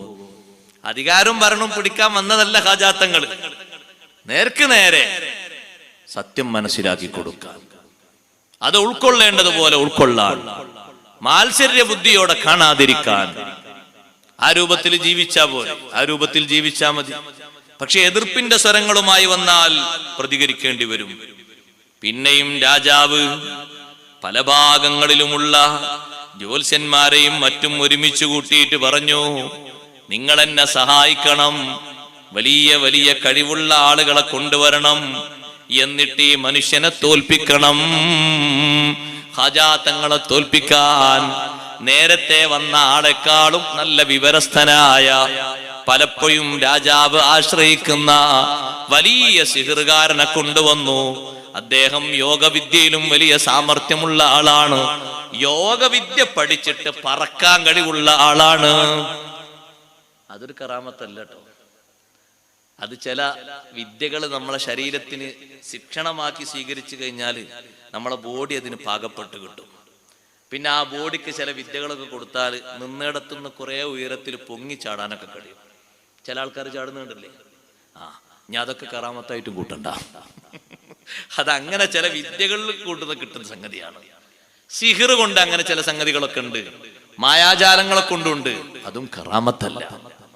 സിഹിർ കൊണ്ടും കൺകെട്ടി വിദ്യകളെ കൊണ്ടും ഒരുപാട് അത്ഭുതങ്ങൾ കാണിക്കാൻ കഴിയും. കറാമത്ത് ആ രൂപത്തിൽ ഉണ്ടായിത്തീരുന്നതല്ല. അത് അള്ളാഹുവിൽ വിശ്വാസമർപ്പിച്ച് ഈമാനോടെയും തഖ്വയോടെയും ജീവിക്കുന്ന സ്വാലിഹീങ്ങൾക്ക്, സ്വാലിഹാത്തുകൾക്ക് അവരെ വാക്കിലൂടെ, അവരെ പ്രവൃത്തിയിലൂടെ, അവരെ അംഗീകാരത്തിലൂടെ ഉണ്ടായിത്തീരുന്ന അസാധാരണ സംഭവങ്ങളാണ്. അതിന് ഇപ്പുറത്തൊരുപാട് നിബന്ധനകളുണ്ട്. എല്ലാവർക്കും ഒരുപോലെ ഉണ്ടായിത്തീരുന്ന ഒന്നല്ല അത്. അതങ്ങനെ തന്നെ മനസ്സിലാക്കുകയും പഠിക്കുകയും വേണം. ബഹുമാനപ്പെട്ട ഖാജാ തങ്ങളെ എതിർക്കാൻ വേണ്ടി ഈ വലിയ ജ്യോത്സ്യന്മാരുടെ വലിയ നേതാവായ, വലിയ പ്രാവീണ്യമുള്ള അസ്ഹറുൽ ഖൗം, ജനങ്ങളെ കൂട്ടത്തിൽ വലിയ മാരണപ്പണിക്കാരൻ, ജാലവിദ്യക്കാരൻ വന്നു. രാജാവിന്റെ കുടുംബക്കാരിൽപ്പെട്ട ആളാണ്. പലപ്പോഴും അദ്ദേഹം ഏകാന്തവാസത്തിന് വേണ്ടി മരുഭൂമികളിലും അതുപോലെ തന്നെ മലഞ്ചെരുവുകളിലൊക്കെ താമസിക്കുന്ന മനുഷ്യനാണ്. ഇടക്കിടക്ക് മാത്രമേ നാട്ടിലേക്ക് വരൂ. രാജാവിന്റെ അഭ്യർത്ഥന മാനിച്ചുകൊണ്ട് അദ്ദേഹം വന്നു. എന്നിട്ട് പറഞ്ഞു, ഇവിടെ നമ്മളെ തോൽപ്പിക്കാൻ വന്നതല്ലല്ലോ ഖാജാ തങ്ങള്, തോൽപ്പിക്കാൻ വേണ്ടി കുറച്ചാളുകൾ വന്നിട്ടുണ്ട്. അവരോട് ഏറ്റുമുട്ടിയിട്ട് അവരെ തകർക്കണം. ആ സമയത്ത് ഇദ്ദേഹം ചിന്തിച്ചു, എങ്ങനെ തകർക്കും, എങ്ങനെയാണ് അവരെ തോൽപ്പിക്കേണ്ടത്? ഒരുപാട് നേരം ചിന്തിച്ചു, ജാലവിദ്യകളെ കുറിച്ച് ആലോചിച്ചു, അതിനു വേണ്ടിയുള്ള തീരുമാനങ്ങളൊക്കെ ഒപ്പിച്ചു. അങ്ങനെ തന്റെ കൂടെയുള്ള ആളുകളെ കൊണ്ടുവന്നു. ആദ്യം തന്നെ ജനങ്ങൾക്ക് മുന്നില് ആളുകളുടെ എല്ലാവരുടെയും കണ്ണുകൾ കെട്ടുന്ന രൂപത്തില് വ്യത്യസ്ത പാമ്പുകളെയും തേളുകളെയും അയച്ചു വിട്ടു. യഥാർത്ഥ പാമ്പുകളും തേളുകളും അല്ല സഹോദരങ്ങളെ, നിർമ്മിതമായതാണ്. വലിയ അഗ്നി ഉണ്ടാക്കി ആളുകളെ പേടിപ്പിച്ചു. പക്ഷേ ഖാജാ തങ്ങളും മുരീദന്മാരും ഇരിക്കുന്ന ഭാഗത്ത് അവിടെ വലിയൊരു വൃത്തം വരക്കാൻ വേണ്ടി ഖാജാ തങ്ങൾ പറഞ്ഞിട്ടുണ്ട്. ആ വൃത്തത്തിന്റെ അടുത്തേക്ക് പാമ്പും തേളും എത്തുമ്പോഴേക്ക് അതിന്റെ ജീവൻ തീർന്നു പോകുന്നു. അഗ്നി എത്തുമ്പോഴേക്ക് അഗ്നി കെട്ടുപോകുന്നു.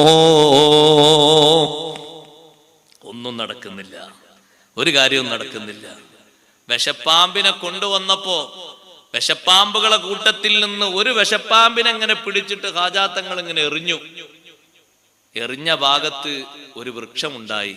ആ വൃക്ഷത്തിന്റെ ഇല വിഷമേറ്റ പാമ്പും മറ്റും കടിച്ചിട്ട് വിഷയേറ്റ ആളുകൾക്ക് ശിഫക്കുള്ള കാരണമായി. അങ്ങനെ പിന്നെ ഉണ്ടായത്. നിങ്ങൾ നോക്ക്, അവര് കൊണ്ടുവന്നത് വിഷമേൽക്കുന്ന പാമ്പുകളെ കൊണ്ട് ശല്യം ചെയ്ത് ഓടിക്കാനാ.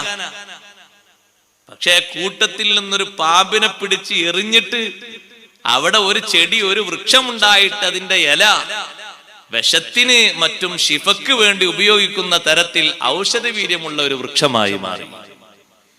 സുബ്ഹാനല്ലാഹ്, എന്തൊരു മാറ്റാ നാട്ടിൽ കാണുന്നത്.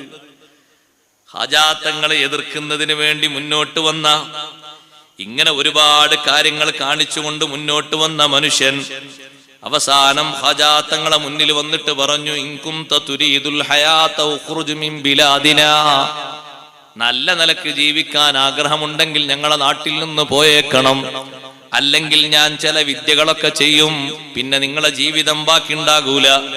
ബഹുമാനപ്പെട്ട ഖാജാ തങ്ങൾ പറഞ്ഞു, എങ്കിൽ കാത്തിരിക്കേണ്ടതില്ല, പെട്ടെന്ന് ചെയ്തോളൂ. എന്തൊക്കെ ചെയ്യാനുണ്ട് നിങ്ങൾക്കത് ചെയ്തോളൂ, എന്തിനാ കാത്തിരിക്കുന്നത്? ഞാൻ നിങ്ങൾ ആരെയും എതിർക്കാൻ വന്നതല്ലല്ലോ, തോൽപ്പിക്കാൻ വന്നതല്ലല്ലോ. അല്ലാഹു സുബ്ഹാനഹു വ തആലയിൽ നിന്ന് പഠിച്ച വിഷയങ്ങൾ ആഗ്രഹിക്കുന്ന ആളുകൾക്ക് ഓതിക്കൊടുക്കാനും പഠിപ്പിച്ചു കൊടുക്കാനും നിർദ്ദേശാനുസരണം വന്നതല്ലേ. നിങ്ങൾ എന്തിനെ എതിർക്കണം? ഭൂമി അള്ളാഹുവിൻ്റെതാണ്, എല്ലാവർക്കും അള്ളാഹു അതിൽ അധികാരം നൽകിയിട്ടുണ്ട്. അതുകൊണ്ട് നിങ്ങൾ എതിർക്കേണ്ടതില്ലല്ലോ. നിങ്ങൾ ആരെയും എതിർക്കാനും ചോദ്യം ചെയ്യാനും വന്നതല്ല. എന്നെയും എന്റെ ആളുകളെയും നിങ്ങൾ തുരത്തണമെന്ന് ലക്ഷ്യം വെച്ച് വന്നതുകൊണ്ട് ചെറുത്തുനിൽപ്പ് ആവശ്യമായി വന്നു. നിങ്ങൾക്ക് യഥാർത്ഥ വിഷയം മനസ്സിലാക്കി തരാനാണ്. അപ്പൊ അദ്ദേഹം എന്ത് ചെയ്തു എന്നറിയോ? അദ്ദേഹം സുബ്ഹാനല്ലാഹ് ഒരു ചെറിയ ജീവിയുടെ ഒരു തോലെടുത്ത് ആ തോല് ശരീരത്തിന്റെ ഒരു ഭാഗത്ത് ചുരുട്ടിക്കൂട്ടി കെട്ടിയിട്ട് ഒരു ചാട്ടം ചാടിയിട്ട് മുകളിൽ ശൂന്യതയിലേക്ക് ഇങ്ങനെ കയറി, മുകളിലേക്ക് ഇങ്ങനെ പറന്ന് കയറുകയാണ്. അങ്ങനെ കയറിയിട്ട് മുകൾ ഭാഗത്ത് ഇങ്ങനെ കറങ്ങുന്നു. അങ്ങനെ കറങ്ങുന്ന ഒരാൾ ഈ നാട്ടിൽ വന്നാലും നമ്മളൊക്കെ പോയിട്ട് വേഗം കൈ പിടിക്കൂലേ? ആ കൈ പിടിക്കും. നവീന ദജ്ജാൽ വരുമ്പോ ആദ്യം മാലട്ട് കൊടുക്കേണ്ടി വരും. അങ്ങനെ എന്തെങ്കിലും അത്ഭുത സിദ്ധികൾ കാണുമ്പോ പോയി കൈ പിടിച്ചിട്ട് മുത്താൻ നിൽക്കരുത്. ജുനൈദുൽ ബഗ്ദാദി റളിയല്ലാഹു അൻഹു പറഞ്ഞില്ലേ, ലൗ റഅയ്തും റജുലൻ ഖത്തറബഅ ഫിൽ ഹവാഇ, ശൂന്യതയിൽ ചമ്രം പടിഞ്ഞിരിക്കുന്ന ഒരാളെ നിങ്ങൾ കണ്ടാൽ, ഔ യംശി അലൽ മാ, വെള്ളത്തിന്റെ ഉപരിഭാഗത്തിലൂടെ നടന്നു വരുന്ന ഒരാളെ കണ്ടാൽ, തായോട്ടയാൾ താന്നു പോകുന്നില്ല, മുകളിലൂടെ നടന്നു വരികയാണ്. ഫലാ തഖ്തദൂ ബിഹി, പെട്ടെന്ന് പോയി നിങ്ങൾ പിൻപറ്റി പോകരുത്. ഔലിയാണെന്ന് മനസ്സിലാക്കി പോയി കൈപിടിച്ച് മുത്തിയിട്ട് അകപ്പാടെ സ്വന്തക്കാരനാക്കി മാറ്റരുത്. ഹത്താ തറൗസുൻ അഹു ഇന്ദൽ അവാമിരി വൻ നവാഹി, അള്ളാഹു കൽപ്പിച്ച കാര്യങ്ങളിലും അള്ളാഹു വിലക്കിയ കാര്യങ്ങളിലും എങ്ങനെയുണ്ട് അദ്ദേഹത്തിന്റെ ജീവിത ശൈലി ക്രമീകരണം എന്ന് നോക്കി മനസ്സിലാക്കേണ്ട ആളുകൾ മനസ്സിലാക്കുന്നത് വരെ നിങ്ങൾ പോയി പെട്ടുപോകരുത്. പെട്ടുപോയാ പിന്നെ മാറാൻ കഴിയൂല. പിന്നെ അയാള് തന്നെയാണ് ശരണം എന്ന നിലക്ക് മുന്നോട്ട് പോകും. പിന്നെ ആര് പറഞ്ഞാലും എന്തും കേൾക്കൂല. അത്ഭുത സിദ്ധികൾ സഹോദരങ്ങളെ മഹത്വത്തിന്റെ മേൽ അറിയിക്കുന്ന ഒരു കാര്യമല്ല. മഹത്വമുള്ളവർക്ക് അല്ലാഹു അസാധാരണ സിദ്ധികൾ നൽകും. അസാധാരണ സിദ്ധികൾ മുഴുവനും കറാമത്തായി കൂട്ടരുത്, അതേ അത്ഭുതങ്ങളായി കൂട്ടരുത്. പലരുടെ ഭാഗത്തിനൊന്നും പല അത്ഭുതങ്ങളും മുമ്പ് കാലത്തും പ്രകടമായിട്ടുണ്ട്, പല രൂപത്തിലും വന്നിട്ടുണ്ട്. പണ്ഡിതന്മാരതിനെ എതിർത്തിട്ടുണ്ട്, തോൽപ്പിച്ചിട്ടുണ്ട്, നേർക്ക് നേരെ വരെ മടക്കിയിട്ടുണ്ട്. കാര്യങ്ങൾ നേർക്ക് നേരെ നടത്തണം. ഉമർ റളിയല്ലാഹുവിന്റെ കാലത്ത് ഒരു ഔലിയ ഉണ്ടായിരുന്നു. ആ ഔലിയ ചെറിയ ഔലിയൊന്നല്ല. പള്ളിയിൽ ജമാഅത്തിന് ഇഖാമത്ത് കൊടുത്തപ്പോ പുറത്തൊരാൾ ഇങ്ങനെ ഇരിക്കുന്നു. ഉമർ റളിയല്ലാഹുവിനല്ലേ പള്ളിയിൽ ഇമാമക്കാണ്, ഖലീഫല്ലേ. അപ്പൊ പുറത്തൊരാൾ ഇരിക്കുന്ന കണ്ടപ്പോ ഉമർ റളിയല്ലാഹുവിന്റെ മിഹ്റാബ് എന്ന് പുറത്തു നിന്നിട്ട് വെച്ചു. ആരടാ പുറത്ത് വെച്ചു? അപ്പൊ അപ്പുറത്തുള്ള ആൾക്കാരൊക്കെ പറഞ്ഞത് ഒരു ഔലിയാണ്. ഉമർ റളിയല്ലാഹുവിന്റെ വടിയെടുത്ത് ഔലിയാണെങ്കിൽ ഇക്കാമത്ത് കൊടുത്ത സൊഫിലല്ലേ ഉണ്ടായാലും പുറത്താ. പുറത്ത് ഇങ്ങനെ എന്നിപ്പോ ആൾക്കാർക്ക് ഔലിയ അങ്ങനെയാണ്. നിസ്കരിക്കുന്നില്ല, നിസ്കരിക്കാത്തവൻ വലിയ ഔലിയ. നീ ഹിത്താൻ ചെയ്യാത്തവനെ പറ്റി വേറെ എന്ത് പേരെ വരും അറിയില്ല. അള്ളാഹു തആല കാത്തുരക്ഷിക്കട്ടെ. നിസ്കരിക്കാത്ത ആൾക്കാരത്തൊക്കെ പോയിട്ട് ഓരോരുത്തർ ഇത്തിക്കാഫ് ഇരിക്കുന്ന കാണുമ്പോൾ നമുക്ക് ചിരിയോട് ചിരിയാ വരുന്നത്. എന്താ സഹോദരങ്ങളേത്? എന്റെ സഹോദരിമാരോട് ഞാൻ പറയട്ടെ, ഒറ്റ സ്ഥലത്തും പോയി നിങ്ങൾ വിട്ടുപോകരുത്. നിസ്കാരല്ല, നോമ്പില്ല, ഒരു സംഗതിയില്ല. കൺകെട്ട് വിദ്യകളും ജാലവിദ്യകളും ശീലമാക്കിയിട്ട് എന്തെങ്കിലൊക്കെ സിഹറും മറ്റേതും പഠിച്ചു വെച്ചിട്ട് ആളുകൾ വരുമ്പോ മാറി പരിശോധിച്ച് നോക്കുമ്പോ ക്യാൻസർ മാറിയിട്ടുണ്ട്. അയാളെ ഔലിയ അല്ലെങ്കിൽ പിന്നെ ആരാ ഔലിയ? ഓ എന്നാ പിന്നെ ഔലിയക്കാർ എത്ര കൊടുക്കണം ഔലിയക്കാർ? നമ്മളെ നാട്ടിൽ നല്ല ഒരു വൈദ്യൻ, അദ്ദേഹം പച്ചമരുന്നിന് വിദഗ്ധനാണ്.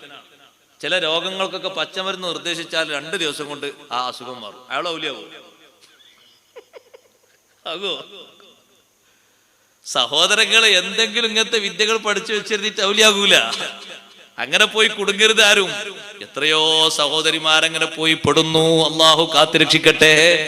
പോയി കുടുങ്ങരുത് സഹോദരങ്ങളെ. ഉമർ റളിയല്ലാഹു അൻഹു വടിയെടുത്തപ്പോ ഈ ഇരിക്കുന്ന മനുഷ്യന് പാറിയിട്ടങ്ങ് പോയി. പാറിപ്പോയപ്പോ ഉമർ റളിയല്ലാഹു അൻഹു തോറ്റുപോയോ? ഇല്ല. ഉമർ റളിയല്ലാഹു അൻഹു പറഞ്ഞു, അങ്ങനെ പറക്കണ ഔലിയാണെങ്കിൽ കാട്ടിലിരുന്നാൽ മതി. നാട്ടിൽ വന്നാൽ ഇഖാമത്ത് കൊടുത്താൽ ജമാഅത്ത് കൂടിക്കോളണം. ഇഖാമത്ത് കൊടുത്താൽ ജമാഅത്തിലേക്ക് കയറണം. ഇവിടുത്തെ ഔലിയ ഞാനാണ്, ഞാൻ ജമാഅത്തിന് ഇമാമത്ത് നിൽക്കാൻ പോകാണ്. വേറൊരു ഔലിയ പുറത്ത് വന്നാല് സൊഫിൽ വന്ന് ഇമാമായി മഅ്മൂമായി നിസ്കരിച്ചോളണം. അല്ലാതെ നിസ്കാരം ജമാഅത്തൊക്കെ നടക്കുമ്പോ പുറത്തിരുന്നിട്ട് അങ്ങനെ ഒരു ഔലിയ അതിവിടെ സമ്മതിക്കൂല. വടിയെടുത്ത് അടിക്കാൻ നോക്കിയപ്പോൾ പറഞ്ഞപ്പോ ഉമർ റളിയല്ലാഹു അൻഹു പറഞ്ഞു, കാട്ടിലിരുന്നാ മതി. വേറൊരു സ്ഥലത്താ നിസ്കാരം, വേറെ സ്ഥലത്താ ജമാഅത്തൊക്കെങ്കിലേ നാട്ടിലിറങ്ങിയിട്ട് ആളടങ്ങാറാക്കരുത്. നിങ്ങൾ എവിടെയെങ്കിലും പോയി നിസ്കരിച്ചോളി. നാട്ടിൽ വന്ന നാട്ടിലെ വലിയപ്പ ഞാനാണ്, ഞാൻ പറയുമ്പോഴാണ് കേൾക്കണം. അങ്ങനെയാണ്. അതിന് സിദ്ധാന്തമുണ്ട്. വലിയ വലിയ ഇമാമിയങ്ങളൊക്കെ അതിന്റെ ചിട്ടയും രൂപം അങ്ങനെ പഠിപ്പിച്ചത്. പക്ഷെ കള്ളന്മാര് ജനങ്ങളെ പറ്റിക്കാൻ വേണ്ടി മാത്രം കച്ച കെട്ടി ഇറങ്ങിയ ആൾക്കാർ പറയും. കുറച്ച് ആൾക്കാർ അതിനായിട്ടുണ്ടാകും, അവിടെ കുറച്ച് ഫീസബീലായിട്ട് നിൽക്കുന്നുണ്ടാവും, അല്ലെങ്കിൽ അല്ലാതെ സബീലായിട്ട് നിൽക്കുന്നുണ്ടാവും. അവരോട് ചോദിക്കും, അല്ല എന്താ ഉസ്താദ് എന്താ ജുമാ? ഉസ്താദിന്റെ അവസ്ഥ നിങ്ങൾക്കറിയില്ല, ഉസ്താദ് മുറാഖബയിലാണ്. അപ്പൊ ഈ സാധാരണക്കാരൻ ഓൻക്ക് എന്ത് മുറാഖബ, നിങ്ങൾക്ക് മുറാഖബന്ന് ഞാൻ പറഞ്ഞോട്ട് വന്ന് തിരിഞ്ഞോ? അപ്പൊ ഈ കേൾക്കുന്ന ആൾ വിചാരിച്ചു, പടച്ചോനെ മുറാഖബ എന്ന് പറഞ്ഞാൽ ഇവിടെ കൊച്ചിയിലും കോഴിക്കോടും കാസർഗോഡൊന്നും കിട്ടാത്ത എന്തോ ഒരു സംഭവമാണ്, ഒരു മഹാസംഭവം. മുറാഖബയിലുള്ള ആളാണെങ്കിൽ ആള് നേരത്തെ എത്തിയാ വേണ്ടി പള്ളിയിൽ, അയാൾക്ക് നേരത്തെ എത്തല്ലേ വേണ്ടിയത്. ഇമാം ഷാറാലി റളിയല്ലാഹു അൻഹു പറഞ്ഞില്ലേ, സൂഫിയാക്കളായ ആളുകൾ അവർ ജമാഅത്തിനെ നിർബന്ധമായി കാണുന്ന ആൾക്കാരാണ്. നിർബന്ധം പോലെ കാണും, സുന്നത്ത് പോലല്ല, നിർബന്ധം പോലെ കാണും. അത്രയും കണിശതയായിരിക്കും അവർക്കതില്. വിട്ടുവീഴ്ച അവർ സ്വീകരിക്കൂല, ഉദുറുകൾ അവർ സ്വീകരിക്കൂല. അങ്ങനെയാണ് അവരുടെ സ്വഭാവം. ഇപ്പൊ എന്തെങ്കിലും ചെറുത് കിട്ടിയാൽ മതി, അതുകൊണ്ട് പോയി കുടുങ്ങാൻ നിൽക്കരുത്. ഈ മനുഷ്യൻ, ഈ വലിയ സാഹിർ മുകളിലേക്ക് ഇങ്ങനെ പറന്നിങ്ങനെ ഉയർന്നപ്പോ ഖാജാ തങ്ങൾ പേടിച്ചോ? ഇല്ല, കൂടുള്ളവരും പേടിച്ചില്ല. ഖാജാ തങ്ങൾ തന്റെ മെതിയടിയോട്, മെതിയടിയിലെ കാലിൽ ധരിക്കുന്ന ചെരുപ്പ്, ആ ചെരുപ്പിനോട് പറഞ്ഞു മുകളിലേക്ക് ഉയർന്നിട്ട് 2 കൊട്ടുകൊട്ടി താഴെ ഇടാൻ. ആ പറക്കുന്ന ആളെ കാലിൽ ധരിക്കുന്ന മെതിയടിയോട് ചെരുപ്പിനോട് പറഞ്ഞു ഒന്ന് പൊങ്ങിയിട്ട് 2 കൊട്ടുകൊട്ടിയിട്ട് താഴെ ഇടാൻ പറഞ്ഞു. മെതിയടി അതാ പൊങ്ങുന്നു. മുകളിലെത്തിയിട്ട് 2 കൊട്ടുകൊട്ടിയപ്പോ തായോട്ട് പതാ വീണുപോയി. തായോട്ട് ഒരു ശബ്ദം കൊണ്ട് അദ്ദേഹം തായോട്ട് വീണുപോയി. സഹോദരങ്ങളെ, മെതിയടിയോട് അങ്ങനെ നിർദ്ദേശം കൊടുത്താലും മെതിയടി ചെയ്യുമോ? ശൈഖ് ജീലാനി റളിയല്ലാഹു അൻഹു മെതിയടി എടുത്ത് എറിഞ്ഞിട്ടില്ലേ? കഫീലക്കാരേ കള്ളര് ഫൂടിച്ചാരേ കണാനിലത്തുന്ന് ഖബ്ഖാബാൽ കൊന്നോവർ. ശൈഖ് ജീലാനി റളിയല്ലാഹു അൻഹുവിന്റെ മഹാശിഷ്യന്മാർക്കിടയിൽ ഇരുന്നു കൊണ്ട് ദർസ് നടത്തുമ്പോ സുബ്ഹാനല്ലാഹ് വളരെ ഗൗരവ രൂപത്തിൽ ഉസ്താദ് ദർസിന്റെ ഇടയിൽ പുറത്തേക്ക് ഇറങ്ങിപ്പോയി. ശിഷ്യന്മാര് നോക്കുന്നു, ഉളു എടുക്കുന്നു. ഉളു എടുത്തിട്ട് കാല് രണ്ടും കഴുകിയിട്ട് വലത്തെ കാലിൽ ധരിച്ച മെതിയടി ഊരി ഒരൊറ്റ ഇറങ്ങു കൊടുത്തു. പിന്നെ അടുത്ത കാലിലെ ചെരുപ്പും ഊരിയിട്ട് രണ്ടാമതും എറിയുന്നു. എറിഞ്ഞിട്ട് ഉസ്താദ് വരുമ്പോ ചോദിക്കാൻ പറ്റിയൊരവസ്ഥയിലല്ല, മുഖത്ത് വല്ലാത്തൊരു ഗൗരവമുണ്ട്. ഒന്നും അവർ ചോദിച്ചില്ല, പേടി കൊണ്ട്, ബഹുമാനം കൊണ്ട്. ചോദിക്കുന്നത് ഉചിതമല്ലാന്ന് കരുതി. പിന്നീട് 2 ആഴ്ച കഴിഞ്ഞപ്പോ അതാ കുറെ കച്ചവടക്കാര് വരുന്നു. ആ കച്ചവടക്കാരെ കയ്യിൽ സ്വർണമുണ്ട്, വെള്ളിയുണ്ട്, നേർച്ച വസ്തുക്കളുണ്ട്. ശിഷ്യന്മാർ ചോദിക്കുന്നു, നിങ്ങൾ എവിടേക്കാണ്?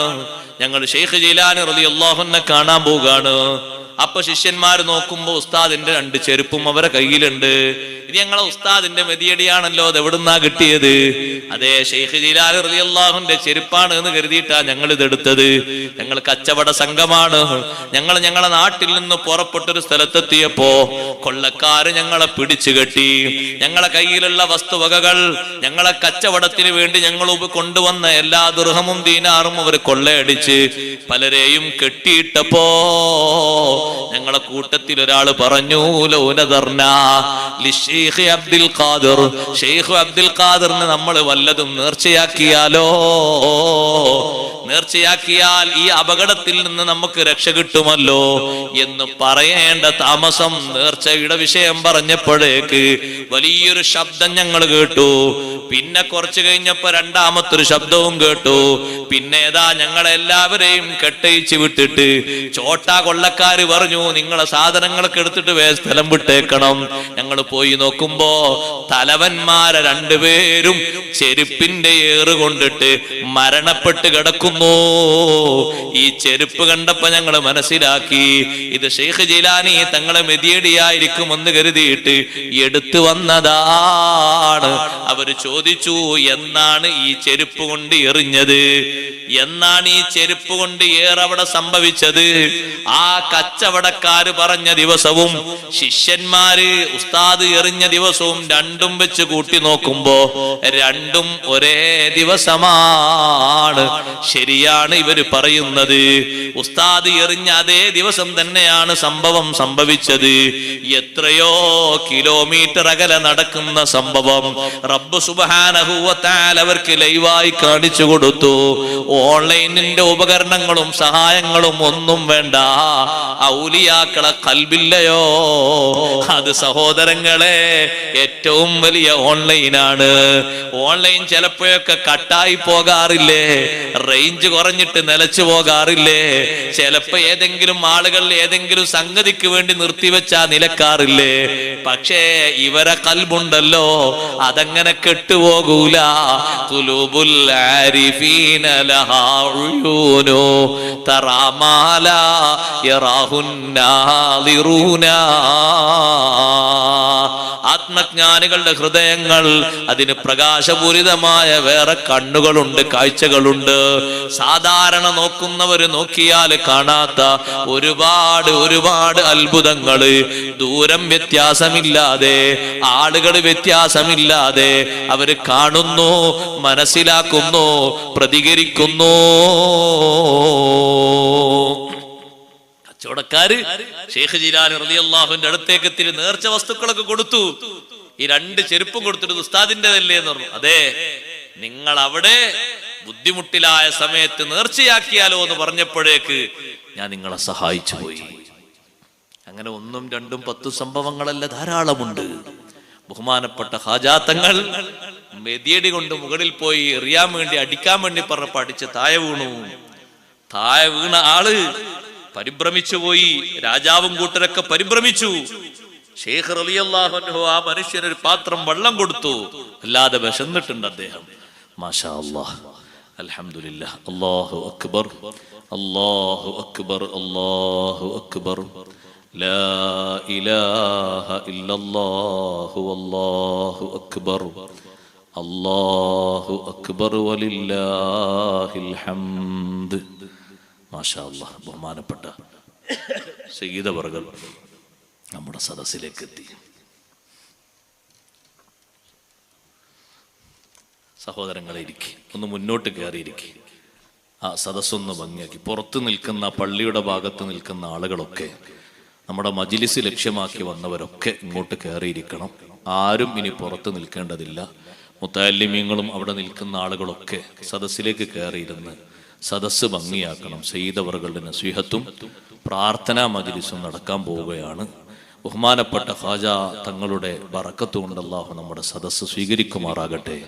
വലിയ സ്നേഹത്തോടുകൂടെ തളർന്നു വീണ മനുഷ്യന് വെള്ളം കൊടുത്തപ്പോൾ അദ്ദേഹം ഖാജാ തങ്ങളെ മുന്നിൽ വന്ന് വെള്ളം കുടിച്ചതിന് ശേഷം ഷഹാദത്ത് കലിമ ചൊല്ലി ഇസ്ലാം സ്വീകരിച്ചു. ഖാജാ തങ്ങളെ ബഹുമാനം അദ്ദേഹത്തിന് മനസ്സിലായി. ഷഹാദത്ത് കലിമ ചൊല്ലി എല്ലാവിധ ബഹുമാനങ്ങളും നൽകി ഖാജാ തങ്ങളെ തലയിൽ കൈവച്ച് ബറക്കത്തിന് ദുആ ചെയ്തു കൊടുത്തു. വലിയ സ്ഥാനത്തേക്ക് ആ മനുഷ്യനെ ഉയർത്തി. അദ്ദേഹം പ്രതികരിച്ച ഒരാളാണെങ്കിലും എതിർപ്പൊന്നുമില്ല. അദ്ദേഹം സംഗതി മനസ്സിലാക്കിയില്ലേ, അദ്ദേഹത്തോട് സ്നേഹം തന്നെയാണ്, ബഹുമാനം തന്നെയാണ്. അവരുടെ ഖൽബ് അങ്ങനെയാണ്. എതിരാളികളോടും അവർക്ക് സ്നേഹവും ബഹുമാനവുമാണ്. വലിയ സ്ഥാനത്തേക്ക്, ഔലിയാക്കളെ വലിയ ലോകത്തേക്ക് ആ മനുഷ്യനെ ഉയർത്തി. രാജാവും കൂട്ടരും പിന്നെയും എതിർപ്പിന് തുനിഞ്ഞു. അവസാനം രാജാവ് മറ്റൊരാളുമായുള്ള സംഘട്ടനത്തിൽ മരണപ്പെടുമെന്ന് ഖാജാ തങ്ങൾ നിർദ്ദേശിച്ചതുപോലെ അന്ന് അജ്മീർ ഭരിച്ചിരുന്ന രാജാവ് അങ്ങനെ തന്നെ മരണപ്പെട്ടു. ഖാജാ തങ്ങളും മുരീദന്മാരും സജീവമായി ജനങ്ങൾക്ക് സ്നേഹം നൽകി, സഹകരണങ്ങൾ നൽകി, ബഹുമാനങ്ങൾ നൽകി, വിശുദ്ധ ദീനിന്റെ സൗഹൃദങ്ങളൊക്കെ പഠിപ്പിച്ച് സന്തോഷത്തോടുകൂടെ പരിശുദ്ധ ദീന് വളർത്തി ജനങ്ങൾക്ക് എല്ലാവിധ ഒത്താശകളും ചെയ്തു. ജാതി മതഭേദമന്യേ അന്നും ഇന്നും ആളുകൾ ഖാജാ തങ്ങളെ സവിധത്തിലെത്തി അവരാവശ്യങ്ങളൊക്കെ പൂർത്തീകരിച്ച് സന്തോഷത്തോടുകൂടെ മടങ്ങുന്നത് നമുക്ക് ഇന്നും കാണാം. ഇന്നും സ്നേഹത്തിന്റെ ഭാഗമായി 2 നേരം നൽകുന്ന ഭക്ഷണം അത് വിശ്രുതമാണ്. ഗരീബ് നവാസ് പാവങ്ങളുടെ അത്താണി എന്ന ആ ഒരു പേര് അന്ന് മാത്രമല്ല ഇന്നും നിലനിൽക്കുകയാണ്. നൂറുകണക്കിന്, ചിലപ്പോഴൊക്കെ 500, 1000 വരുന്ന നീണ്ട നിര ആ ഭക്ഷണം വാങ്ങാനായിട്ട് അവിടെ ക്യൂ നിൽക്കുന്നത് കാണാം. അവിടെ ഏതെങ്കിലും ആളുകളുടെ ആധാർ കാർഡ് നോക്കിയിട്ടോ ഏതെങ്കിലും ആളുകളുടെ തൊപ്പിയോ മറ്റോ നോക്കിയിട്ടോ ഒന്നുമല്ല അത് കൊടുക്കുന്നത്. വരി നിൽക്കുന്ന എല്ലാ ആളുകൾക്കും സുബഹി നിസ്കാരത്തിനും മറ്റൊരു സമയത്തും അതങ്ങനെ വിതരണം ചെയ്യുകയാണ്. എത്ര കാലമായി സഹോദരങ്ങളെ തുടങ്ങിയിട്ട്. അവര് ഈ നാട്ടിൽ ജീവിക്കുന്ന ജനങ്ങൾക്കൊക്കെ, എല്ലാ ആളുകൾക്കും എന്നും ആശാകേന്ദ്രമാണ്, ആശ്രയമാണ്, അത്താണിയാണ്. അവരെ പേരിൽ നമ്മൾ നേർച്ചയാക്കുക, സിയാറത്ത് ചെയ്യുക, ഖത്മുകൾ ഓതുക, അവരുടെ സ്വഭാവങ്ങൾ, അവരുടെ മാതൃകകൾ സ്വീകരിക്കുക, അവർ പഠിപ്പിച്ച ദീനിന് വേണ്ടി കഠിനാധ്വാനം ചെയ്ത് ദീന് കൊണ്ട് നടക്കുന്നത് വേണ്ടി പ്രവർത്തിക്കുക. ഇത് റജബ് മാസം അവരെ കൂടി അനുസ്മരിക്കുന്ന മാസമാണ്. റജബ് മാസം 6 തിങ്കളാഴ്ച ദിവസം ഖാജാ തങ്ങൾ നമ്മിൽ നിന്ന് വിടവാങ്ങി ഹിജറ 632 അവരുടെ അനുസ്മരണം ആണ്ട് നേർച്ചയാണ് നാടിന്റെ എല്ലാ ഭാഗങ്ങളിലും നടക്കുന്നത്. അള്ളാഹു നമ്മുടെ ഈ മജ്ലിസ് സ്വീകരിക്കുമാറാകട്ടെ. ഈ മജ്ലിസിന് വേണ്ടി സഹകരിച്ച മുഴുവൻ സഹോദരി സഹോദരന്മാരുടെയും ഹലാല ലക്ഷ്യങ്ങൾ അള്ളാഹു തആല ഹാസിലാക്കി കൊടുക്കട്ടെ. ഒരുപാട് രോഗികളുണ്ട്, വ്യത്യസ്ത മുറാദുകളുള്ള ആളുകളുണ്ട്. എല്ലാവരുടെയും ഉദ്ദേശങ്ങൾ അള്ളാഹു സഫലീകരിച്ച് രോഗങ്ങളും വിഷമങ്ങളൊക്കെ അള്ളാഹു തആല മാറ്റിക്കൊടുക്കുമാറാകട്ടെ. നമുക്കും അവർക്കും വിശുദ്ധ ദീനിന് വേണ്ടി ഖിദ്മത്ത് ചെയ്യാൻ എല്ലാവിധ തൗഫീഖും നൽകി അള്ളാഹു അനുഗ്രഹിക്കുമാറാകട്ടെ. വസല്ലല്ലാഹു അലാ ഖൈരി ഖൽഖിഹി സയ്യിദിനാ മുഹമ്മദിൻ നബിയിൽ ഉമ്മി വഅലാ ആലിഹി വസഹ്ബിഹി വസല്ലം. വൽഹംദുലില്ലാഹി റബ്ബിൽ ആലമീൻ. അസ്സലാമു അലൈക്കും വറഹ്മത്തുള്ളാഹി.